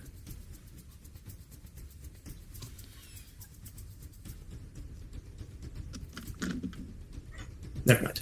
Okay. Yeah. So, what are you doing? I just want to get, like, kind of on top of the neck area a bit. Sure.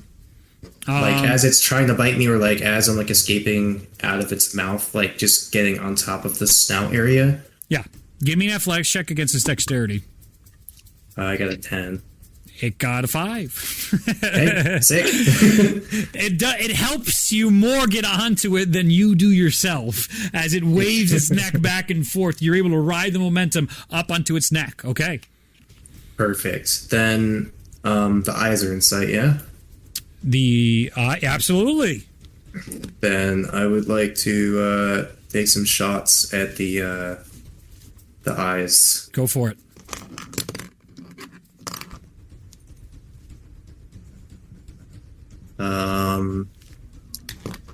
What'd you say my crit range was when it's marked? 16.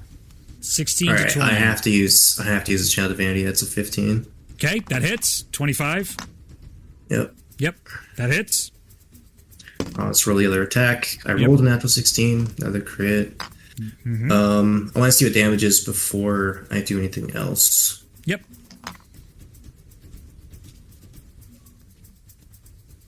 Cool. So that's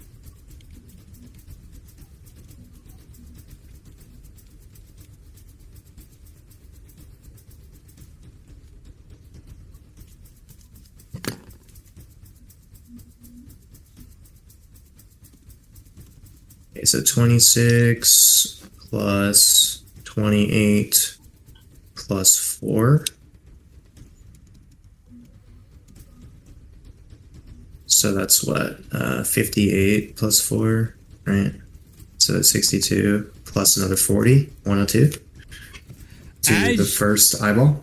Yes, as you do that damage, you now begin to see blue markings at its joints rise up. You can see his eyes, blue markings rising up, almost like an overlay. You can see where its heart should be, blue markings rising up. You get this sense of all of its weak points now. It must be weakened far below its normal health now that you can sense its weakened states. Do I have a hero action? You do not have a hero action, no. Yeah, I had to ask. Do I get a freebie for my challenge? No! Hey, you never know. Right. Yep.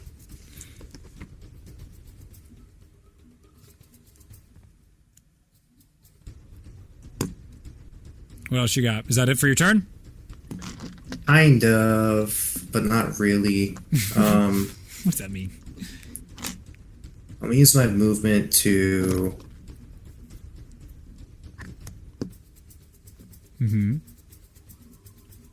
You're on its neck currently. I want to get to like the middle of its back.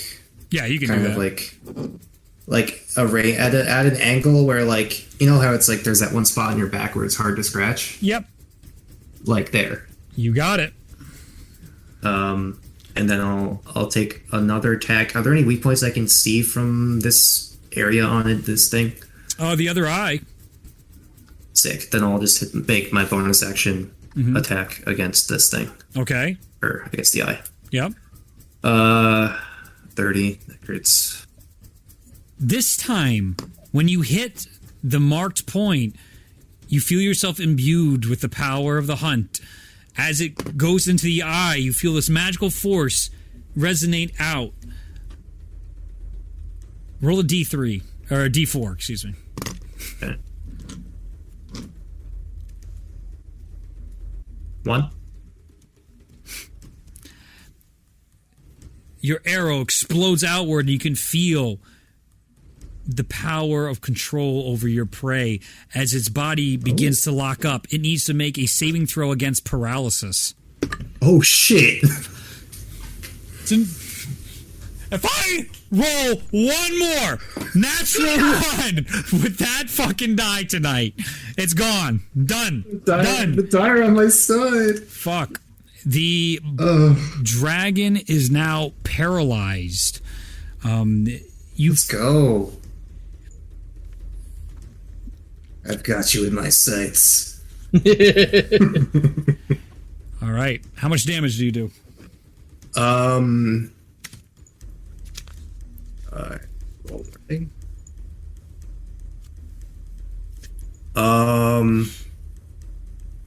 54. Okay. And it's paralyzed? It is currently paralyzed, so... That's super rad. Okay. With the paralysis condition... I got. Should I make a wisdom save for the frightening as well? You do. Do that for me, please. Okay. 13. No.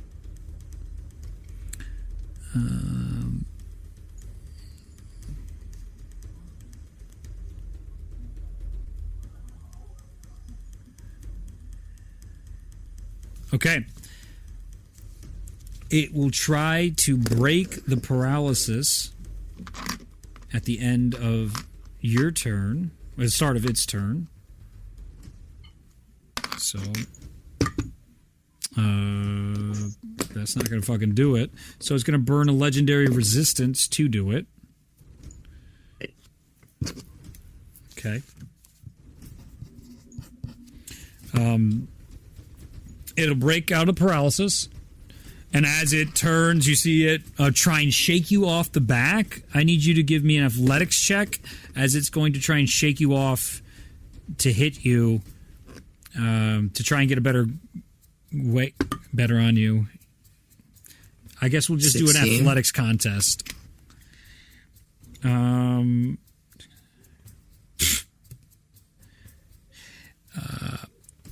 I added strength modifier, right?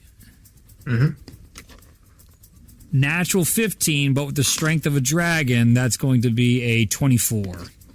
So you fall from its back, only 10 feet. You land on your feet. You'll take 4 points of bludgeoning damage.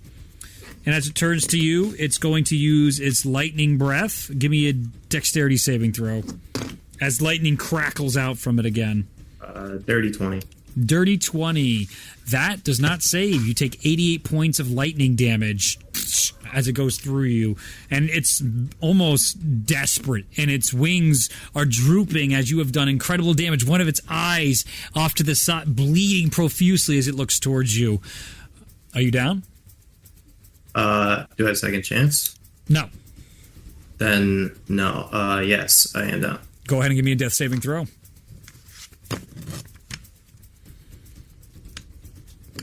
10. 10. You feel yourself fading hard and quickly from this world. But again, the drums ignite the beating of your heart. You stand back up. Who? It is now it's your turn. Nino Burrito. Can I see its heart? You definitely see the markings where its heart should be, as it's above you, flying just 10 feet off the ground, leering over you. What do you got? I'm going to do the thing I've been doing, which is attack. All right, I hit it again. All right, that's a 30. 21. Hits.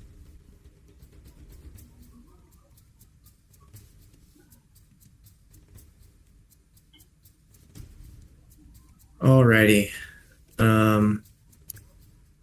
20 plus. Oops. 50 plus 10 is 60. Oh, just 100 even. How do you want to do this? Oh shit. Let's go. What happens with the first shot?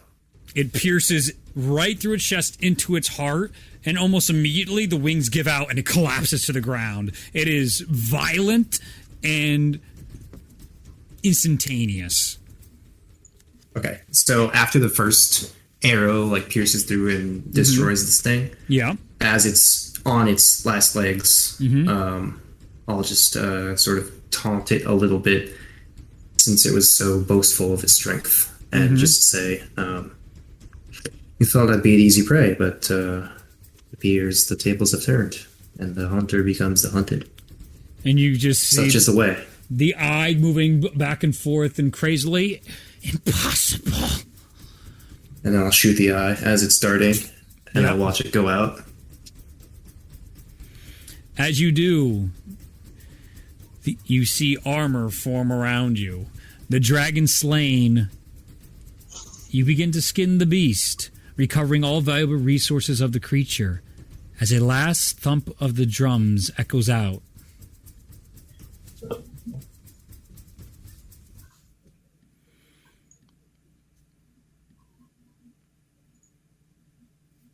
Slow at first, but then falling fast, rain pours onto you, clanking against the new weight of your armor. Embedded with the symbol of Mugdus, new sensations of warmth course through your body. Looking up from your armor, you find yourself surrounded by waters. You stand on the only bit of land elevated far above the area you just battled in, a world of sea. As the rain pours down, an image forms between the falling drops. Your greatest hunt begins. Bring down Paw Gem, and no fable will touch your legend. Songs will be sung through the echoes of the pathways, each recalling the last great hunt. As the waters disappear and the land becomes dry to the bone, your friends appear behind you, coming out of the brush of the forest. Each of you did witness what Bellona did, and the world again shifts around you as we end tonight's session. Nice.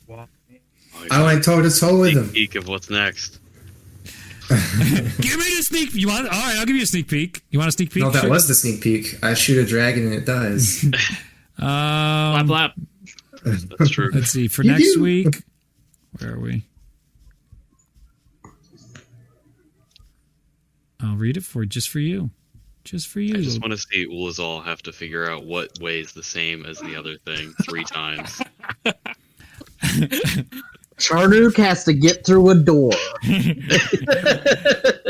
As the group reconvenes together on this desolate area now, no desert, no rainforest, you're all just in this sand-like world. Out of the ground, brambles begin to form, and the group is surrounded by them. Interlocking like antlers, they twist around you. The bramble domes in its shape. While at the center, you each see a stone sticking out of the ground. As you go to inspect it, Harry, each of your friends wander into different sections of the bramble, the dome opening and closing behind them, leaving you alone before you can make a move. You hear the same shifting of brambles behind you that what just locked off your friends, and as you peer behind, you can see an opening has made itself clear to you, and a whisper calls you towards the bramble. And that's where we'll pick up next time, Mary. Nice. I thought that Ari and Tyrion were going to have a combined challenge of not letting some deranged creature out. What's that shitty Flash game? Don't press the button.